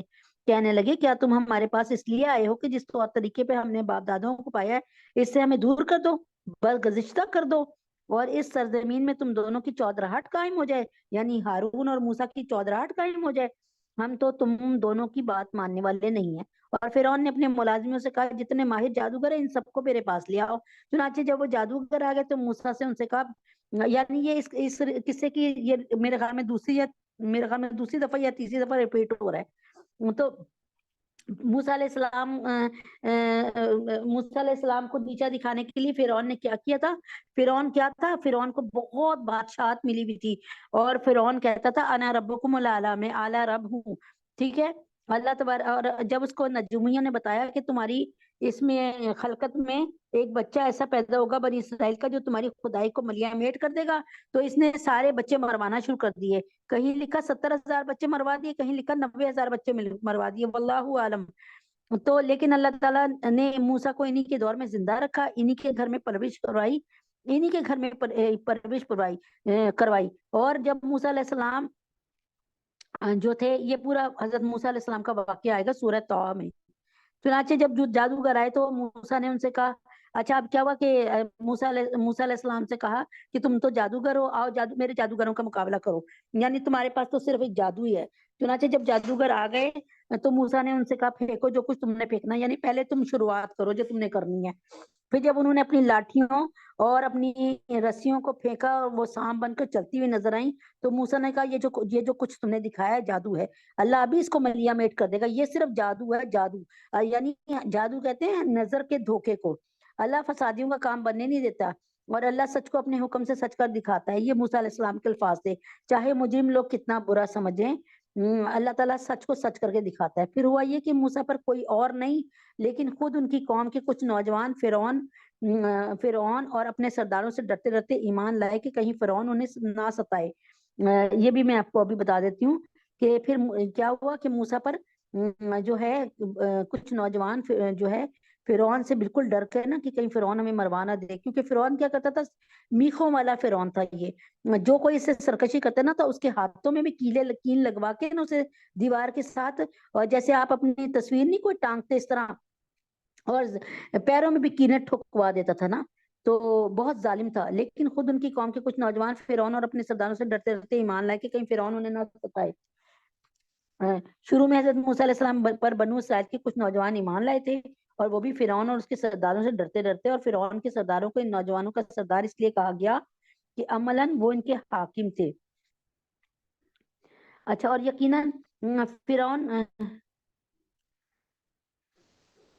یقیناً فرعون زمین میں بڑا زور آور تھا، وہ ان لوگوں میں سے تھا جو کسی حد پر قائم نہیں رہتے تھے، یعنی بہت سر پھرا تھا، خدائی کے نشے میں چور تھا۔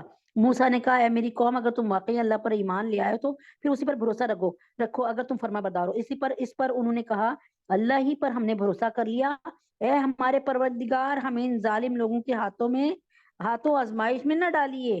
اب یہ جو مسلمان ہو گئے تھے نا، انہوں نے کہا کہ اللہ ہمیں کسی اس ظالم سے بچا لینا۔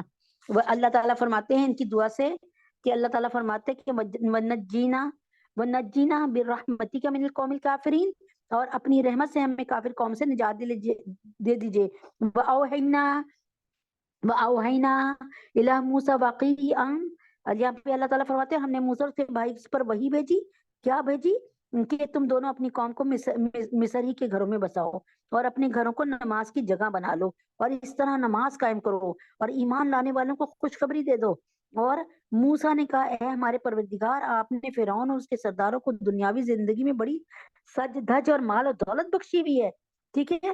فرمایا، وقال موسیٰ ربنا انک آتیت فرعون وملأہ زینۃ واموالا فی الحیات الدنیا ربنا لیضلوا عن سبیلک عن سبیلک، اے ہمارے پروردگار، اس کا نتیجہ یہ ہو رہا ہے کہ وہ لوگوں کو آپ کے راستے سے بھٹکا رہے ہیں۔ آپ نے ان کو اتنا کچھ دیا ہوا کہ لوگ سمجھتے ہیں کہ وہ لوگ آپ ان سے خوش ہیں، اور آپ خوش ہو کر ان کو اپنی نعمتیں دے رہے ہیں۔ اے ہمارے پروردگار، ان کے مال دولت کو تہس تہس نحس کر دیجئے، اور ان کے دلوں کو اتنا سخت کر دیجئے کہ وہ اس وقت تک ایمان نہ لائیں جب تک دردناک عذاب آنکھوں سے نہ دیکھ لیں۔ اس آیت میں ایک تو بنو اسرائیل کو حکم دیا کہ ابھی وہ مصر سے ہجرت نہ کریں بلکہ اپنے اپنے گھروں میں رہیں، دوسری طرف بنو اسرائیل کو اصل حکم یہ تھا کہ وہ نماز مسجد میں ادا کیا کریں۔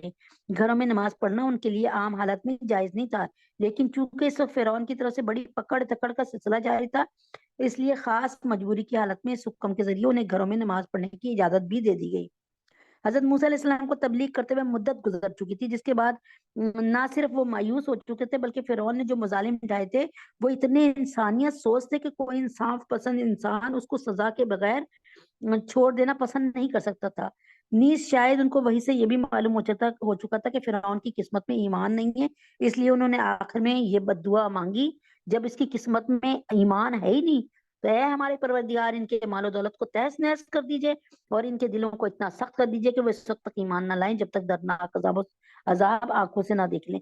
یعنی جب انسان چڑ جاتا ہے نا تو پھر ہی کسی کو بد دعا دیتا ہے نا۔ اللہ نے فرمایا تمہاری دعا قبول کر لی گئی ہے، اب تم دونوں ثابت قدم رہو۔ کون کون؟ ہارون علیہ السلام اور موسیٰ علیہ السلام دونوں ثابت قدم رہو۔ اب تم دونوں ثابت قدم رہو اور ان لوگوں کے پیچھے ہرگز نہ چلنا جو حقیقت سے ناواقف ہیں۔ اور ہم نے بنو اسرائیل کو سمندر پار کرا دیا تو فرعون یعنی حضرت موسیٰ علیہ السلام اور ان کے 6,70,000 لشکر کو اللہ تعالیٰ نے راتوں رات یہ کہا، آپ لوگ یہ مصر چھوڑ کے چلے جائیں یہاں سے، یعنی نکل جائیں فرعون کے علاقے سے، ٹھیک ہے۔ اور کیونکہ ایک عرصے سے یہ یہودی اسرائیلی ان کو نہیں، یہ قبطی یعنی فرعون ان پہ ظلم توڑ رہا تھا، اور ہم نے بنو اسرائیل کو سمندر پار کرا دیا تو فرعون اور اس کے لشکر نے بھی ظلم اور زیادتی کی نیت سے اس کا پیچھا کیا، تو فرعون بھی اپنے 12 لاکھ کے لشکر کو لے کر نکلا کہ ان کو ہم مار دیں گے، ان کو صحیح سلامت نہیں چھوڑیں گے، یہ بھاگ کیوں گئے یہاں تک کہ جب ڈوبنے کا انجام ان کے سر پر آ پہنچا۔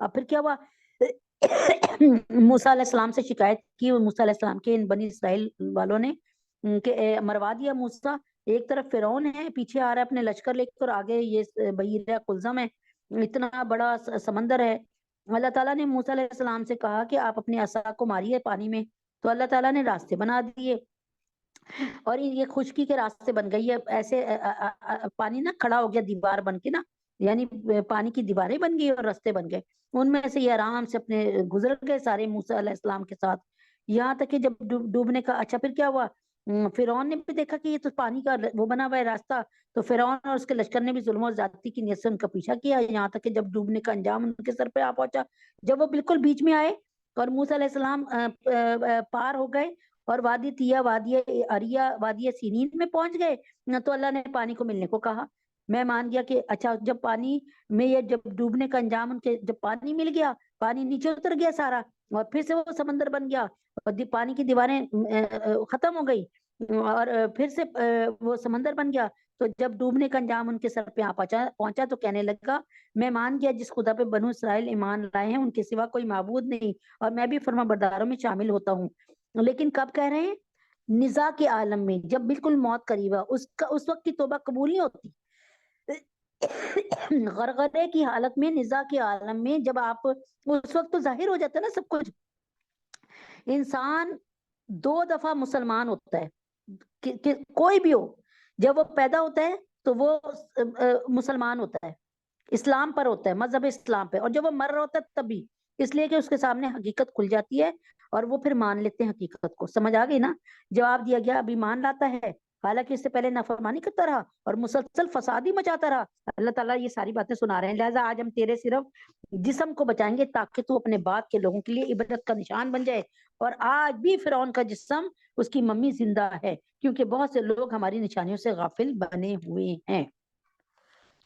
قانون قدرت کا یہ ہے کہ جب اللہ تعالیٰ کا عذاب سر پر آنکھوں سے نظر آنے لگے یا جب کسی پر نزاع کی حالت طاری ہو جائے تو توبہ کا دروازہ فوراً بند ہو جاتا ہے، اور اس وقت ایمان معتبر نہیں ہوتا، اس وقت کوئی آپ کے ایمان لانے کی، کوئی ہمارے ایمان لانے کی کوئی فائدہ نہیں ہے، اس لیے اب فرعون کے عذاب سے نجات پانے کی کوئی تو صورت تھی نہیں، لیکن اللہ کوئی صورت تو پانے کی تو کوئی صورت نہیں تھی، لیکن اللہ تعالیٰ اپنے فرعون کی لاش کو محفوظ رکھا، وہ لاش سمندر کی تہہ میں جانے کے بجائے پانی کی سطح پہ تیرتی رہی تاکہ سب دیکھنے والے اسے دیکھ سکیں اور عبرت پکڑ سکیں، اس بات کا ذکر قرآن مجید میں آیا۔ اب آخری زمانے کے مورخین نے یہ تحقیق کی کہ حضرت موسیٰ علیہ السلام کے زمانے میں جو فرعون تھا اس کا نام منفتح تھا اور اس کی لاش صحیح سلامت دریافت ہو گئی ہے، اب تک یہ لاش قاہرہ کے عجائب گھر میں یعنی مصر کے عجائب گھر میں محفوظ ہے اور سامان عبرت بنی ہوئی ہے۔ اگر یہ تحقیق درست ہے تو یہ آیت کریمہ قرآن کریم کی حقانیت کا منہ بولتا ثبوت ہے، اور ہم نے بنو اسرائیل کو ایسی جگہ بسایا جو صحیح معنی میں بسنے کے لائق تھی اور ان کو پاکیزہ چیزوں کا رزق بخشا، پھر انہوں نے دین حق کے بارے میں اس وقت تک اختلاف نہیں کیا جب تک ان کے پاس علم نہیں آ گیا، یقین رکھو جن باتوں میں وہ اختلافات کیا کرتے تھے ان کا فیصلہ تمہارا پروردگار قیامت کے دن کرے گا، پھر اے پیغمبر اگر با فرض محال تم اس کلام میں ذرہ برابر بھی شک ہو، اے پیغمبر اگر با فرض محال تمہیں اس کلام میں ذرہ برابر بھی شک ہو جو ہم نے تم پہ نازل کیا ہے تو ان لوگوں سے پوچھو جو تم سے پہلے آسمانی کتاب پڑھتے ہیں، یقین رکھو تمہارے پاس تمہارے پروردگار کی طرف سے حق ہی حق آیا ہے، لہذا تم کبھی بھی شک کرنے والوں میں شامل نہ ہونا۔ نیز کبھی ہرگز ان لوگوں میں شامل نہ ہونا جنہوں نے اللہ رب العزت کی آیتوں کو جھٹلایا ہے، ورنہ تم ان لوگوں میں شامل ہو جاؤ گے جنہوں نے گھاٹے کا سودا کر لیا، بے شک جن لوگوں کے بارے میں تمہارے رب کی بات طے ہو چکی ہے وہ ایمان نہیں لائیں گے چاہے ہر قسم کی نشانیاں ان کے سامنے آ جائیں، یہاں تک کہ وہ دردناک عذاب آنکھوں سے نہ دیکھ لے، بھلا کوئی بستی ایسی کیوں نہ ہوئی کہ ایسے وقت ایمان لے آتی کہ اس کا ایمان اس سے فائدہ پہنچا سکتا، البتہ صرف یونس کی قوم کے لوگ ایسے تھے۔ یہ ایک بات بہت سن لیں، اس وقت 25-30 یعنی 1,00,000 اگر انبیاء کا ذکر آئے نا تو ان کی قومیں کوئی بت پرستی کی وجہ سے، کوئی ہومو سیکسولیٹی کی وجہ سے، کوئی اپنے نبی کی بات نہ ماننے کی وجہ سے سب غارت ہو گئی، بستیاں تہس نہس ہو گئیں، صرف ایک نبی یونس علیہ السلام کی جو وہ تھی نا بستی، وہ اس نے کیا کیا، حضرت یونس علیہ السلام ڈراتے رہے اور اس کے بعد ان کو چھوڑ کر آ گئے، کہ حضرت یونس علیہ السلام کو پتا تھا کہ اب ان پر عذاب یقینی ہے، تو ان لوگوں نے سیریسلی اس ایکشن کو نا، اپنے نبی کے اس ایکشن کو سیریس لے لیا، اور انہوں نے اپنے بوڑھوں کو، عورتوں کو، بچوں کو، چوپایوں کو، یہ سب آگے رکھا، اور پیچھے مرد کھڑے، مرد جو ہیں یہ سب ایک میدان کی طرف بڑھے، اور انہوں نے اللہ تعالیٰ سے کھلے آسمان کے سامنے نیچے اللہ سے بہت گڑ گڑا کر توبہ کی۔ واحد یہ ایک ایسی قوم تھی، یعنی ایسی امت تھی، اللہ تعالیٰ نے جن کے رونے کو کی وجہ سے ان کے ایمان کو ٹال دی، وہ عذاب کو ٹال دیا، ٹھیک ہے۔ تو یہ کون تھی؟ یونس علیہ السلام کی بستی، بس صرف واحد یہ، جب وہ ایمان لے آئے، یہ بھلا کوئی بستی ایسی کیوں نہ ہوئی کہ ایسے وقت ایمان لے آتی کہ اس کا ایمان اسے فائدہ پہنچا سکتا تھا۔ البتہ صرف یونس کی قوم کے لوگ ایسے تھے، جب وہ ایمان لائے تو ہم نے دنیاوی زندگی میں رسوائی کا عذاب ان سے اٹھا لیا اور ان کو ایک مدت تک زندگی کا لطف اٹھانے کا موقع دیا۔ اور اگر اللہ چاہتے، یہ واحد تھے، واحد، اور اگر اللہ چاہتے تو روئے زمین پر بسنے والے سب کے سب ایمان لے آتے، ٹھیک ہے۔ تو کیا تم لوگوں پر زبردستی کرو گے تاکہ وہ سب مومن ہو جائیں، بن جائیں؟ اللہ تعالیٰ یہ بتاتے ہیں کہ حضرت یونس علیہ السلام کا واقعہ یہ ہے کہ جب وہ اپنی قوم کو عذاب کی پیشن گوئی کر کے بستی سے چلے گئے تو ان کی قوم کو ایسی علامتیں نظر آئیں جن سے انہیں حضرت یونس علیہ السلام کی اس ڈراوے اور اس انتباہ کے سچا ہونے کا یقین ہو گیا کہ یقیناً عذاب آئے گا، چنانچہ وہ عذاب کے آنے سے پہلے ایمان لے آئے، ٹھیک ہے۔ بس اتنی سی بات تھی۔ تو کیا تم لوگوں پر زبردستی کرو گے تاکہ سب وہ مومن بن جائے؟ اور کسی بھی شخص کے لیے ممکن نہیں کہ وہ اللہ کی اجازت کے بغیر مومن بن جائے، اور جو لوگ عقل سے کام نہیں لیتے اللہ ان پر گندگی مسلط کر دیتے ہیں۔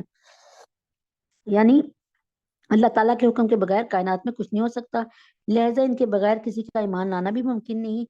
لیکن جو شخص اپنی سمجھ اور اختیار کو صحیح استعمال کر کے ایمان لانا چاہتا ہے اللہ تعالیٰ اسے ایمان کی ضرور توفیق دیتے ہیں، اور جو شخص عقل اور اختیار سے کام نہ لے اس پر کفر کی گندگی، یعنی وہ اپنے اللہ ان پر گندگی مسلط کر دیتا ہے۔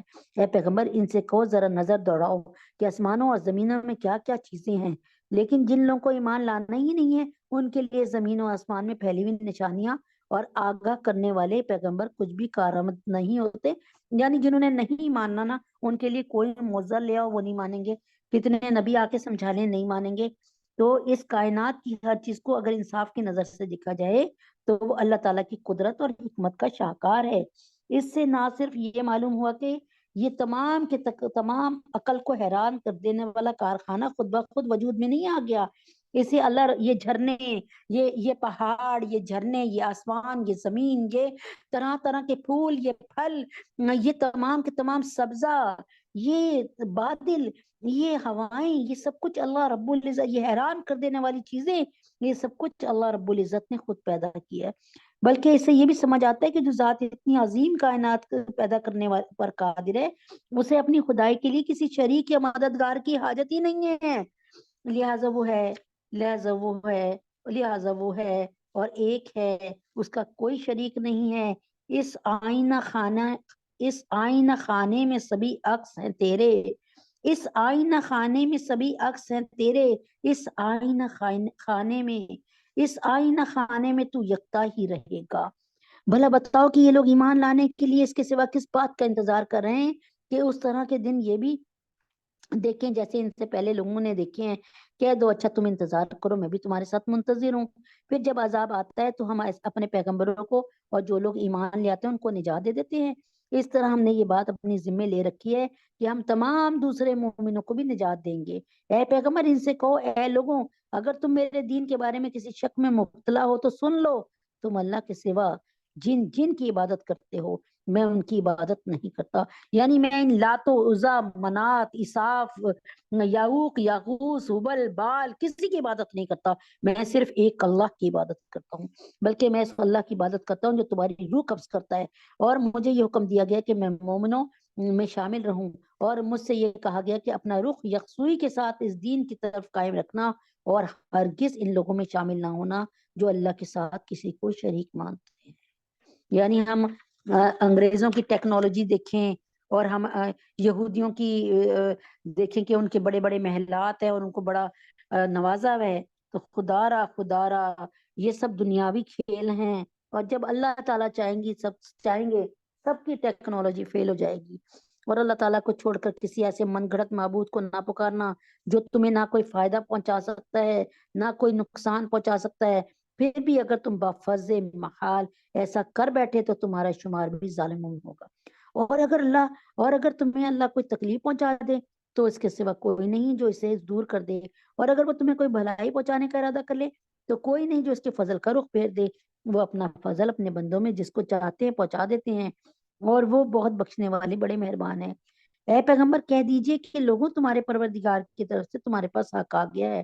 اب جو شخص ہدایت کا راستہ اپنائے گا وہ خود اپنے فائدے کے لیے اپنائے گا، اور جو گمراہی کا راستہ اختیار کرے گا اس کی گمراہی کا نقصان خود اسی کو پہنچے گا، اور میں تمہارے کاموں کا ذمہ دار نہیں ہوں۔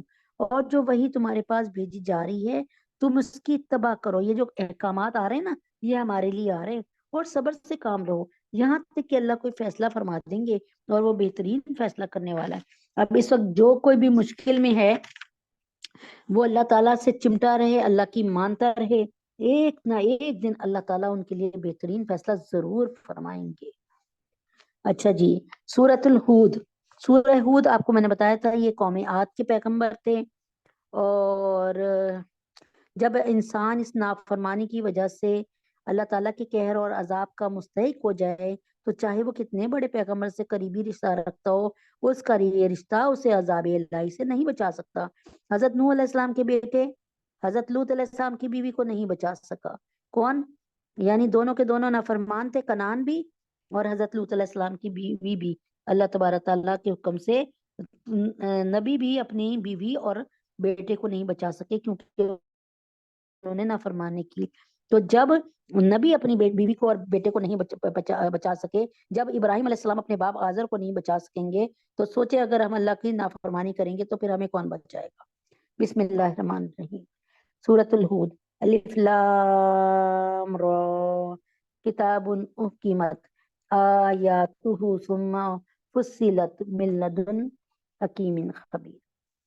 اللہ فرماتے ہیں یہ وہ کتاب ہے جس کی آیتوں کو دلائل سے مضبوط کیا گیا ہے، پھر ایک ایسی ذات کی طرف سے ان کو تفصیل کے ساتھ بیان کیا گیا ہے جو حکمت کی مالک اور ہر بات سے باخبر ہے۔ یہ کتاب پیغمبر کو حکم دیتی ہے کہ وہ لوگوں سے یہ کہیں کہ اللہ کے سوا کسی کی عبادت نہ کرو۔ میں اس کی طرف سے تمہیں آگاہ کرنے والا، بتانے والا، سمجھانے والا اور خوشخبری سنانے والا ہوں، اور یہ ہدایت دیتا ہے کہ اپنے پروردگار سے گناہوں کی معافی مانگو، پھر اس کی طرف رجوع کرو۔ وہ تمہیں ایک مقرر وقت تک زندگی سے اچھا لطف اٹھانے کا موقع دے گا، اور ہر اس شخص کو جس نے زیادہ عمل کیا ہوگا اپنی طرف سے زیادہ اجر دے گا۔ یہاں اللہ تعالیٰ فرماتے ہیں تم کثرت سے استغفار کرو۔ اگر تم سورہ نو میں یہ ہے کہ جو شخص کثرت سے استغفار کرتا ہے اللہ اس کی مدد فرماتے ہیں، اللہ اس کی بیٹوں کے ذریعے مدد فرماتے ہیں، اللہ اس کی بال کے ذریعے مدد فرماتے ہیں، اللہ اس کی پانی کے ذریعے مدد فرماتے ہیں، اللہ اس کی باغات کے ذریعے مدد فرماتے ہیں۔ اور اگر تم نے منہ موڑا تو مجھے تم پر ایک بڑے دن کے عذاب کا اندیشہ ہے۔ اللہ ہی کے پاس تمہیں لوٹ کر جانا ہے، اور وہ ہر چیز کی پوری قدرت رکھتا ہے۔ دیکھو یہ کافر لوگ اپنے سینوں کو اس سے چھپنے کے لیے دوہرا کر لیتے ہیں، یعنی کیا کرتے تھے؟ بہت سے مشرک لوگ حضرت صلی اللہ علیہ وسلم کا سامنا کرنے سے اپنے آپ کو بچاتے تھے تاکہ آپ کی کوئی بات ان کے کان میں پڑی نہ جائے۔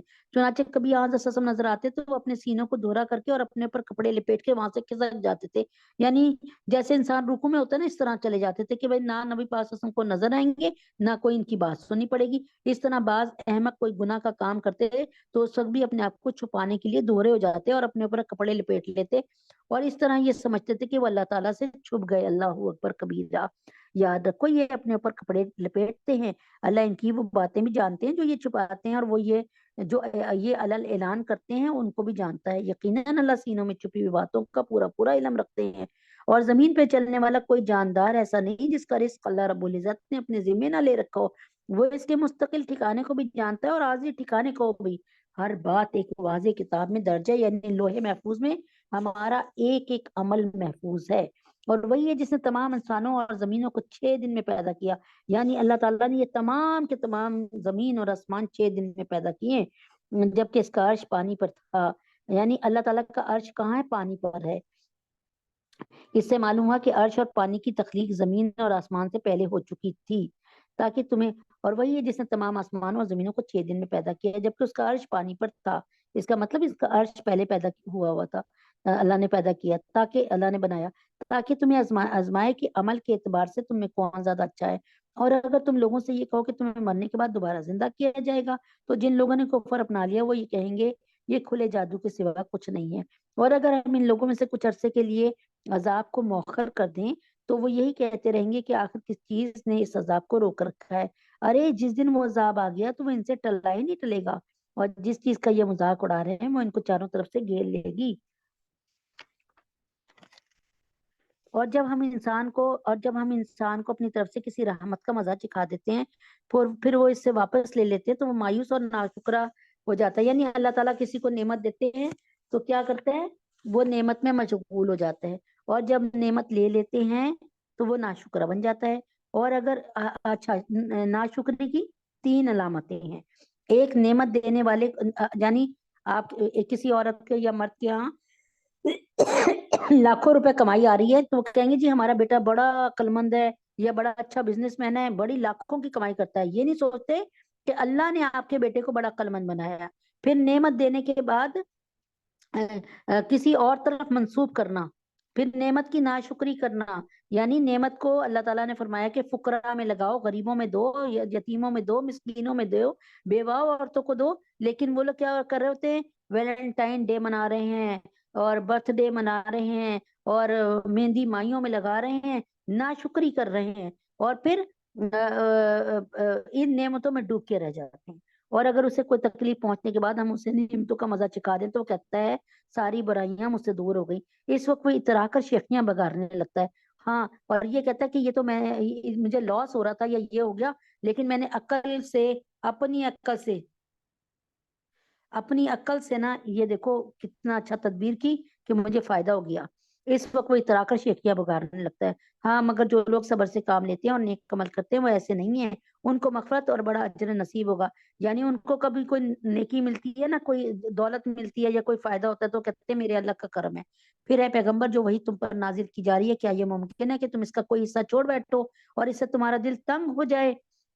یہ سمجھ لیں، مشرکین حضرت صلی اللہ علیہ وسلم سے کہتے تھے کہ آپ ہمارے بتوں کو برا کہنا چھوڑ دیں تو ہمارا آپ سے کوئی جھگڑا نہیں رہے گا۔ اس کے جواب میں حضرت صلی اللہ علیہ وسلم نے فرمایا کہ آپ کے لیے یہ تو ممکن نہیں ہے کہ جو وہی آپ پر نازل کی جا رہی ہے اس کا کوئی حصہ آپ ان لوگوں کو راضی کرنے کے لیے چھوڑ بیٹھے، لہٰذا ان کی ایسی باتوں سے آپ زیادہ رنجیدہ نہ ہو، کیونکہ آپ کا کام تو یہ ہے کہ انہیں حقیقت سے آگاہ فرما دیں۔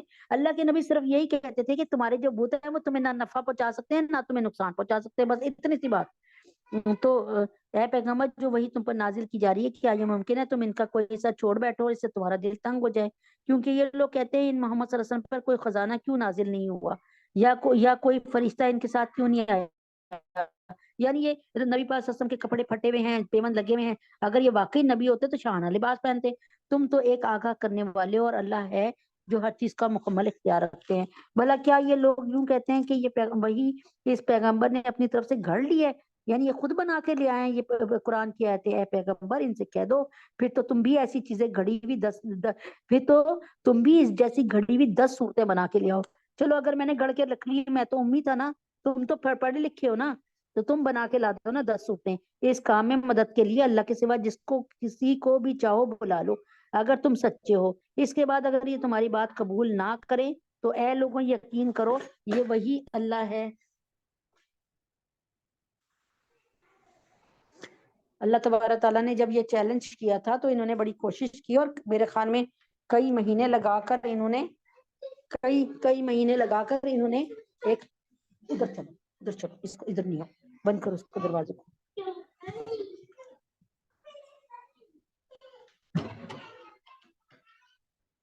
تو پھر انہوں نے کیا کیا کہ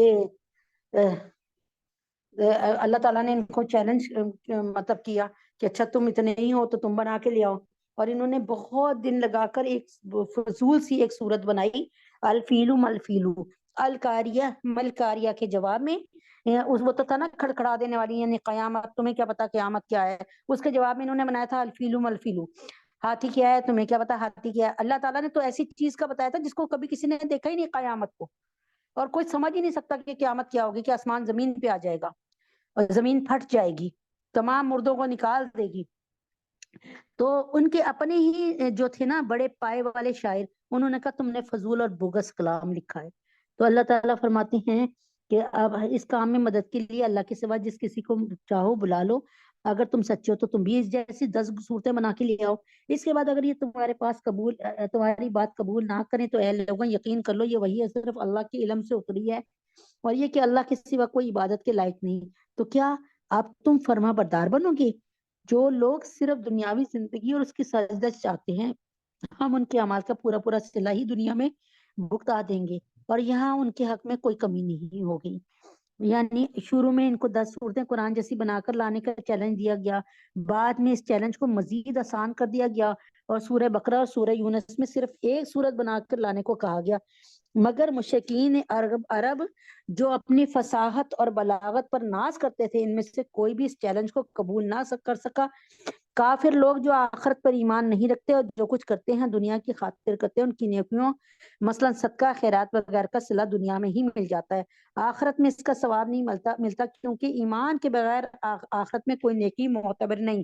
اب دیکھیں نا، گنگا رام ہاسپٹل کسی اس نے بنایا، ہندو نے، ہزاروں لوگ وہاں سے نہیں کروڑوں لوگ وہاں سے شفا یاب ہوئے، کتنے بچے پیدا ہوئے۔ اب لیکن اس کا ثواب کیا تھا؟ اس کو دنیا میں اللہ تعالیٰ نے کوئی نیکیاں دے دی ہوں گی، لیکن اس کے لیے یہ گنگا رام ہاسپٹل اگر تو اس نے اسلام قبول کر لیا ہوگا تو ہی اس کے لیے یہ صدقہ جاریہ بنا، ورنہ بس دنیا میں ہی ان کی نیکیوں کو بھگتا کے اللہ نے ان کو جزا دے دی ہوگی، کوئی نعمت دے دی ہوگی۔ بس یہ کلمہ جو ہے نا، کلمہ ایک ایسی نعمت ہے کہ کلمے کے بعد جو بھی نیک عمل ہے اس کی کہیں بہت زیادہ اجر ہے جو آخرت میں بھی ملے گا انشاءاللہ۔ یہ وہ لوگ ہیں جن کے لیے آخرت میں دوزخ کے سوا کچھ بھی نہیں، اور جو کچھ کارگزاری انہوں نے کی تھی وہ آخرت میں بیکار ہو جائے گی، اور جو عمل وہ کر رہے ہیں آخرت کے لحاظ سے کالا دم ہو جائے گا۔ یعنی آخرت میں کچھ نہیں ملے گا ان کو ان کی جو نیکیاں سمجھ کے کر رہے ہیں بغیر کلمے کے، وہ کہیں نظر نہیں آئیں گی، کوئی اس کا ریوارڈ نہیں ملے گا۔ بھلا بتاؤ کہ وہ شخص ان کے برابر کیسے ہو سکتا ہے جو اپنے رب کی طرف سے آئی ہوئی روشن ہدایت یعنی قرآن پر قائم ہو، جس کے پیچھے اس کی حقانیت کا ایک ثبوت تو خود اسی میں آیا ہے۔ یعنی قرآن کریم کی حقانیت کا ایک ثبوت تو خود قرآن کریم کا اعجاز ہے، یعنی کہ ساری دنیا کو اس جیسا کلام بنا لانے کا چیلنج دے دیا گیا، اللہ نے کہہ دیا کہ مگر کوئی آگے نہیں بڑھا۔ اور دوسرا ثبوت حضرت موسیٰ علیہ السلام پر نازل ہونے والی تورات ہے، جس میں حضرت قسم کی تشریف راوری کی خبر اور آپ کی تمام علامتیں واضح طور پہ اللہ تعالیٰ نے بتائی ہیں۔ اور اس سے پہلے موسیٰ کی کتاب بھی اس کی حقانیت کا ثبوت ہے، جو لوگوں کے لیے قابل اتباع اور باعث رحمت تھی۔ ایسے لوگ اس قرآن پر ایمان رکھتے ہیں، اور ان گروہ میں جو شخص اس کا انکار کرے تو دوزخ ہی اس کی طے شدہ جگہ ہے۔ لہٰذا اس قرآن کے بارے میں کسی شک میں نہ پڑو، یقین رکھو یہ حق ہے، تمہارے پروردگار کی طرف سے آیا ہے، لیکن اکثر لوگ ایمان نہیں لا رہے۔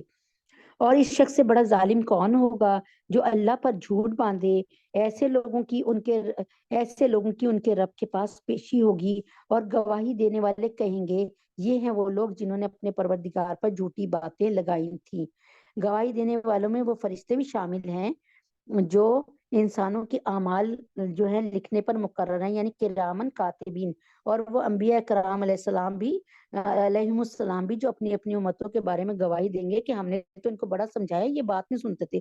سب لوگ سن لیں کہ اللہ کی لعنت ہو ان ظالموں پہ جو اللہ کے رستے سے دوسروں کو روکتے تھے اور ان میں کجی تلاش کرتے تھے، یعنی ٹیڑھ تلاش کرتے تھے، کمی تلاش کرتے تھے، عیب تلاش کرتے تھے، اور آخرت کے تو بالکل ہی منکر تھے۔ ایسے لوگ روئے زمین پر کہیں بھی اللہ رب العزت سے بچ کر نہیں نکل سکتے، اور اللہ کے سوا انہیں کوئی یارو مددگار میسر نہیں آ سکتے۔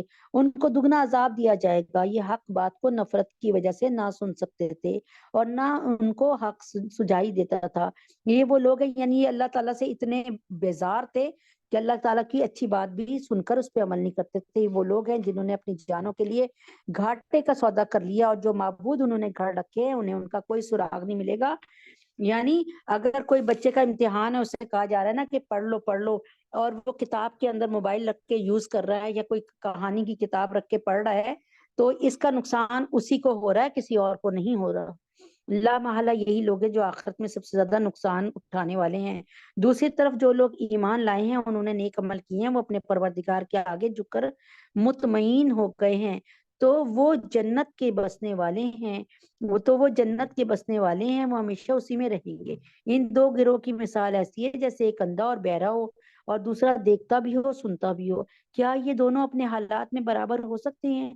کیا پھر بھی تم عبرت حاصل نہیں کرتے؟ اور ہم نے نوح کو ان کی قوم کے پاس یہ پیغام دے کر بھیجا کہ میں تمہیں اس بات سے صاف صاف آگاہ کرنے والا پیغمبر ہوں کہ اللہ کے سوا کسی اور کی عبادت نہ کرو۔ یقین جانو مجھے تم پر ایک دکھ دینے والے دن کے عذاب کا اندیشہ ہے۔ اس پر ان کی قوم کے وہ سردار لوگ جنہوں نے کفر اختیار کر لیا تھا کہنے لگے، ہمیں تو اس سے زیادہ تم میں کوئی اور بات نظر نہیں آ رہی کہ تم ہم جیسے ہی ایک انسان ہو، یعنی تم اللہ کے تمہاری کوئی اور کوئی بات نہیں سجائی دے رہی، اپنے جیسے انسان لگ رہے ہو۔ ہمیں تو اس سے زیادہ تمہیں کوئی بات نظر نہیں آ رہی کہ تم ہم جیسے ایک انسان ہو، اور ہم یہ بھی دیکھ رہے ہیں کہ صرف وہ لوگ تمہارے پیچھے لگے ہیں جو ہم میں زیادہ بے حیثیت ہیں، یعنی غریب غربا، اور وہ بھی سطحی طور پر رائے قائم کر کے، یعنی غریب غربا جن کو کوئی عقل نہیں ہے، سمجھ نہیں ہے، وہی آپ کے ساتھ ہیں، باقی جو ہے بڑے بڑے سردار وہ آپ کے ساتھ نہیں ہیں، یہ بات سمجھا رہے ہیں۔ اور ہمیں تم میں کوئی ایسی بات بھی دکھائی نہیں دیتی جس کی وجہ سے ہم پر تمہیں کوئی فضیلت حاصل ہو، یعنی ہم تم میں کوئی ایسی بات نہیں دیکھ رہے کہ تم ہم سے بڑھ کر ہو جاؤ، بلکہ ہمارا خیال تو یہ کہ تم سب جھوٹے ہو۔ نوح علیہ السلام نے کہا، ہے میری قوم ذرا مجھے یہ بتاؤ، اگر میں اپنے پروردگار کی طرف سے آئی ہوئی ایک روشن ہدایت پر قائم ہوں، اور اس نے مجھے خاص اپنے پاس سے ایک رحمت یعنی نبوت عطا فرمائی ہے، پھر بھی وہ تمہیں سجائی نہیں دے رہی، تمہیں سمجھ نہیں آ رہی اس کی، تو کیا ہم اس کو تم پر زبردستی مسلط کر دیں جبکہ تم اسے ناپسند کرتے ہو؟ یعنی تم اللہ کی بات سننا ہی نہیں چاہ رہے ہو، تو میں زبردستی کیسے سنا سکتا ہوں؟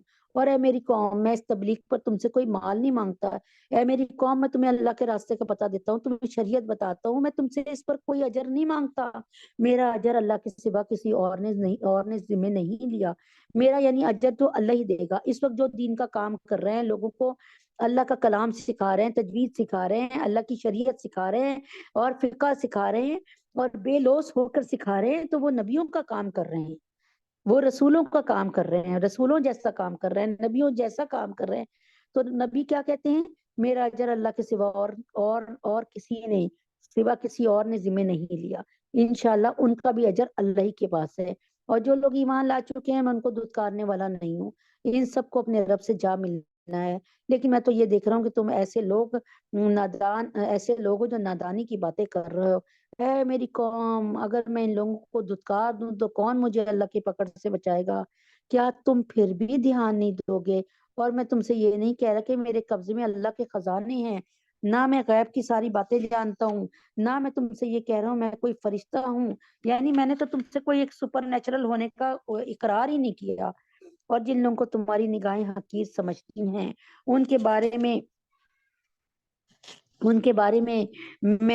میں بھی میں یہ نہیں کہہ سکتا کہ اللہ انہیں کبھی کوئی بھلائی عطا نہیں کرے گا، ان کے دلوں میں جو کچھ ہے اسے اللہ سب سے زیادہ جانتے ہیں۔ یعنی یہ لوگ اب نبی پاک صلی اللہ علیہ وسلم سے کیا کہتے تھے؟ اخنس بن شریک، عاص بن وائل، ولید بن مغیرہ مخرومی، ابو لہب، ابو جہل، یہ لوگ کہتے تھے کہ آپ کے پاس تو ہر وقت غریب لوگ جمع ہیں، ان کو یہاں سے ہٹائیں تو ہم آپ کی بات سنیں گے۔ تو اللہ تعالیٰ فرماتے ہیں کہ ان کے دلوں میں یہ غریب لوگ تم سے محبت کے ساتھ جڑے ہوئے ہیں، تمہاری باتوں کو سن رہے ہیں، اس پہ عمل کر رہے ہیں، اور یہ جو بڑے بڑے سردار ہیں نا، یہ تمہاری بات سن کے پھر بھی عمل نہیں کریں گے۔ تو ان کے دلوں میں جو کچھ ہے اسے اللہ سب سے زیادہ جانتے ہیں۔ اگر میں ان کے بارے میں ایسی باتیں کہوں تو میرا شمار یقیناً ظالموں میں ہوگا۔ تو تو انہوں نے کہا، اے نوح، تم ہم سے بحث کر چکے ہو اور بہت بحث کر چکے ہو، یہ نوح علیہ السلام کی باتیں، ان کی کنورسیشن بیان ہو رہی ہے۔ تو اب اگر تم سچے ہو تو لے آؤ وہ عذاب جس کی دھمکی ہمیں دے رہے ہو۔ نبی پاک صلی اللہ علیہ وسلم سے بھی یہ کہتے تھے کہ ہے نا سورہ ملک میں ذکر کے وَيَقُولُونَ مَتَىٰ هَٰذَا الْوَعْدُ إِن كُنتُمْ صَادِقِينَ، کہ اگر تم سچے ہو تو جو عذاب تم ہمیں بتا رہے ہو نا کہ یہ عذاب آئے گا، تو لا کر دکھا دو۔ نوح علیہ السلام نے کہا، اسے تو اللہ ہی تمہارے پاس لے کر آئے گا اگر چاہے گا، اور تم اسے بے بس نہیں کر سکتے۔ اگر میں تمہاری خیر خواہی کرنا چاہوں تو میری خیر خواہی اس صورت میں تمہارے کوئی کام نہیں آ سکتی جب اللہ ہی نے تمہاری ضد اور ہٹ درمی کی وجہ سے تمہیں گمراہ کرنے کا ارادہ کر لیا ہو۔ وہی تمہارا پروردگار ہے، اسی کے پاس تمہیں واپس لے جایا جائے گا. یعنی اللہ تعالیٰ نوح علیہ السلام فرما رہے ہیں کہ دیکھو میں تمہیں باتیں سمجھا رہا ہوں، دین کی اچھی اچھی باتیں سمجھا رہا ہوں، تمہارے نفع کی فائدے کی باتیں، لیکن ہدایت دینا میرا کام نہیں، ہدایت اللہ کے ذمہ ہے. بھلا کیا عرب کے یہ لوگ کہتے ہیں کہ محمد صلی اللہ علیہ وسلم نے یہ قرآن اپنی طرف سے گھڑ لیا ہے، خود بنا کے لیا ہے. اے پیغمبر کہہ دیجئے اگر میں نے اسے گھڑا ہو، یعنی میں خود بنا کے لایا ہوں، تو میرے جرم کا وبال مجھ پر پڑے. تو کیا ہوگا؟ تو اگر اتنا بڑا میں نے کام کر لیا کہ میں کوئی آیتیں اپنی طرف سے بنا کے لے آیا ہوں اور اللہ کی طرف منسوخ کر رہا ہوں، پھر تو میں مجرم ہوں گا نا. تو پھر تو میرے جرم کا وبال مجھ پر ہی پڑے گا نا. اور جو جرم تم کر رہے ہو میں اس کا ذمہ دار نہیں ہوں. یعنی میں اگر کوئی غلطی کر رہا ہوں تو مجھے پتا ہے کہ مجھے اس کی غلطی کی سزا ملے گی، لیکن جو تم غلطیاں کر رہے ہو وہ اس کا ذمہ دار میں نہیں ہوں. میں تمہیں بہت سمجھا رہا ہوں لیکن تم باز نہیں آ رہے. اور نوح کے پاس وہی بھیجی گئی کہ تمہاری قوم میں سے جو لوگ اب تک ایمان لا چکے ہیں ان کے سوا اب کوئی اور ایمان نہیں لائے گا. اے نوح یہ 72 82 جو تمہارے پر ایمان لے آئے نا، بس ان کے علاوہ کوئی اور تم پہ ایمان نہیں لائے گا. لہٰذا جو حرکتیں یہ لوگ کرتے رہے تم ان پر صدمہ نہ کرو اور ہماری نگرانی میں اور ہماری وحی کی مدد سے کشتی بناؤ. ٹھیک ہے. حضرت نوح علیہ السلام اچھا حضرت نوح علیہ السلام کے واقعے کے درمیان یہ آیت جو ہے جملہ معترضہ کے طور پہ آئی ہے، یعنی اعتراض کے طور پہ، کہ توجہ اس طرف دلائی گئی ہے کہ حضرت نوح علیہ السلام کا یہ واقعہ جس تفصیل کے ساتھ حضرت بیان فرما رہے ہیں اسے معلوم کرنے کا آپ کے پاس کوئی ذریعہ وحی کے سوا نہیں ہے. اتنی ڈیٹیل جو اللہ کے نبی بتا رہے ہیں یہ اللہ تعالیٰ کے نبی کو وحی آئی ہے، ورنہ نبی پاک قسم تو سب پیدا بھی نہیں ہوئے تھے کہ جب نوح علیہ السلام آئے تھے. آج نبی پاک صلی اللہ علیہ وسلم کے 2000 پہلے تقریباً، تو 2000 سال پہلے. تو لیکن اللہ تعالیٰ ایک ایک بات کو نوح علیہ السلام کی کھول کے بتا رہے ہیں، کس کو؟ نبی اکرم صلی اللہ علیہ وسلم کو. تو یہ سب وحی کے ذریعے ہو رہا ہے، ورنہ نبی پاک صلی اللہ علیہ وسلم کو کوئی غیب کا علم نہیں تھا اور کوئی پاس کا اپنی ماضی کا علم بھی نہیں تھا. اور نوح کے پاس وہی بھیجی گئی کہ تمہاری قوم میں سے جو لوگ اب تک ایمان لا چکے ہیں ان کے سوا کوئی اور ایمان نہیں لائے گا. لہٰذا جو حرکتیں یہ کرتے رہے تم ان پر صدمہ نہ کرو، ہماری نگرانی میں ہماری وحی کی مدد سے کشتی بنا لاؤ. اور جو لوگ ظالم بن چکے ہیں ان کے بارے میں مجھ سے کوئی بات نہ کرنا، یہ اب غرق ہو کر رہیں گے. یعنی تم ان کے لیے کوئی سفارش مجھ سے نہ کرنا. وما علینا الا البلاغ. اللهم صل على محمد وعلى ال محمد كما صليت على ابراهيم وعلى ال ابراهيم انك حميد مجيد. اللهم بارك على محمد وعلى ال محمد كما باركت على ابراهيم وعلى ال ابراهيم انك حميد مجيد. ربنا آتنا في الدنيا حسنة وفي الآخرة حسنة وقنا عذاب النار. ربنا ظلمنا أنفسنا وإن لم تغفر لنا وترحمنا لنكونن من الخاسرين. رب اغفر وارحم وأنت خير الراحمين. اللهم أنت السلام ومنك السلام تبارك يا ذا الجلال والإكرام. اللهم أعني على ذكرك وشكرك وحسن عبادتك. رب اغفر وارحم وأنت خير الراحمين. اے میرے پیارے اللہ، اے میرے اللہ، اللہ اللہ اکبر کبیرہ والحمد للہ کثیرہ سبحان اللہ بکرۃ واسیلہ. جزا اللہ تعالی ان محمد ما هو آلہ. قل هو اللہ احد اللہ الصمد لم یلد ولم یولد ولم یکن له کفوا احد. قل هو اللہ احد اللہ الصمد لم یلد ولم یولد ولم یکن له کفوا احد. قل هو اللہ احد اللہ الصمد لم یلد ولم یولد ولم یکن له کفوا احد. اے میرے پیارے اللہ، ربنا لا تزغ قلوبنا بعد إذ هديتنا وهب لنا من لدنك رحمة إنك أنت الوهاب. اے اللہ بعد اسلام کے، بعد نمازوں کے، بعد ایمان کے، اللہ ہمیں کفر میں مبتلا نہ کرنا، ہمیں مرتد ملحد نہ بنانا، ہمیں کافر نہ بنانا. اے اللہ پاک ہمارے ایمان کی، ہمارے بھی، ہمارے بچوں کے، ہماری آنے والی نسلوں کے ایمان کی حفاظت فرمائیے گا. اے اللہ ہمارے دلوں میں کوئی ٹیڑھ اور کمی کجی نہ پیدا کیجیے گا. ربنا ظلمنا انفسنا وان لم تغفر لنا وترحمنا لنكونن من الخاسرین. اے اللہ ہم نے اپنی جانوں پہ بڑے ظلم کیے، ہم نے آپ کی نافرمانی میں زندگی گزاری. اب تھوڑی سی عقل آئی ہے، اللہ ہمارے پرانے گناہوں کو معاف فرما دیجئے. ہمارے اس وقت کے، ماضی کے، ہمارے مستقبل کے، ہمارے حال کے گناہوں کو معاف فرما دیجئے. جو گناہ آمدن ساون کیے ان کو معاف فرما دیجئے. اے اللہ پاک ہمارے گناہوں کو معاف فرما کے عام معافی کا اعلان فرمائیے. اے اللہ پاک، اے اللہ پاک رب ارحمہما کما ربیانی صغیرہ، اے اللہ پاک ہمارے والدین پر رحم فرما جیسے بچپن میں انہوں نے ہم پر رحم فرمایا۔ اے اللہ پاک ہم میں سے جن کے والدین زندہ ہیں ان کو ایمان کے ساتھ صحت کاملہ عاجلہ مستمرہ عطا فرمائیے، اور جو چلے گئے دنیا سے اللہ ان کی برزخ کو، ان کی قبر کو جنت کے باغوں میں سے ایک باغ بنا دیجیے۔ یا اللہ عائشہ، سونیا، رقیہ باجی، ڈاکٹر ارم، علیہ محسن، سمیرہ، فیصل، ماریانہ، فاخرہ، بابر، سنبل، علیہ عمران، اے اللہ پاک اپنے حبیب پاک صلی اللہ علیہ وسلم کے طفیل میں ان کو نیک نرینہ اولاد سے نواز دیجیے۔ یا اللہ پاک جتنے لوگ بیٹھے سن رہے ہیں، اور اللہ پاک تمام کے تمام امت محمدیہ صلی اللہ علیہ وسلم کے ہر فرد کو، اور اللہ پاک ڈاکٹر ہمنا، فاطمہ، عائشہ، عبداللہ، ان سب کو، ان کے اہل خانہ کو دنیا اور آخرت کے ہر امتحان میں 100% نمبروں سے کامیابی دے دیجیے۔ یا اللہ سحر عائشہ فریال کی مشکل کو آسان فرما دیجیے، سکون والی، نعمتوں والی، رحمتوں والی زندگی عطا فرما دیجیے۔ احمد، نعمان، نواز صاحب، محمد عمر، محسن، ان کے روزی رزق میں بے تحاشا برکت عطا فرما دیجیے۔ یا اللہ اہلیہ اعظم شہناز، اہلیہ عاشق، مفتی ضیاء الدین صاحب، عامر، اہلیہ رفیق اور بیٹی انم، ان کو اپنے گھر میں رہنا، بسنا، اپنے گھر کی خوشیاں دیکھنا نصیب فرما دیجیے۔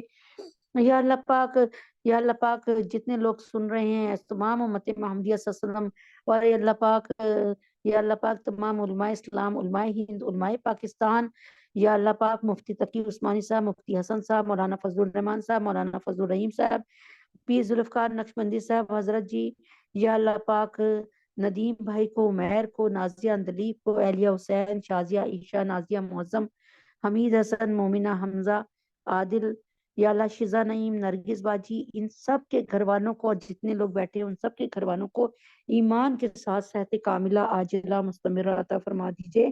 ہم سب پہ رحم فرما دیجیے، ان دعاؤں کو اپنی بارگاہ میں قبول اور منظور فرما دیجیے۔ یا اللہ امت محمدیہ صلی اللہ علیہ وسلم کی ساری بیٹیوں بیٹوں کے لیے، حفصہ، فاطمہ، جویریہ، سدرہ، سبانہ، حفصہ، سجاد، بینی، شفیفہ، بنات سرور، فخر، عبد المتین، سعدیہ، نظام، مہتاب، ندا، مصباح، آمنہ، یا اللہ پاک منتہا، زینب، نمرہ، شائستہ، خدیجہ، عنبر، یا اللہ پاک ان کی شادیاں بہترین اور اچھی جگہ پہ جلد فرما دیجیے، دین کے دائی رشتے عطا فرما دیجیے، بہترین زوج عطا فرما دیجیے۔ یا اللہ پاک جن رشتوں کا چناؤ کر رہے ہیں ان چناؤ میں اللہ اپنی برکتیں، اپنی رحمتیں عطا فرما دیجیے۔ یا اللہ آگے بڑھ کر ہمارے بچے بچیوں کے لیے بہترین زوج عطا فرما دیجیے۔ یا اللہ پاک اپنی نافرمانی سے بچا لیجیے۔ یا اللہ وہ گناہ جس کی وجہ سے جہنم کا منہ دیکھنا پڑ جائے گا، اے اللہ ان گناہوں سے جان چھڑا دیجیے۔ یا اللہ ان گناہوں سے عام معافی کا اعلان فرما دیجیے۔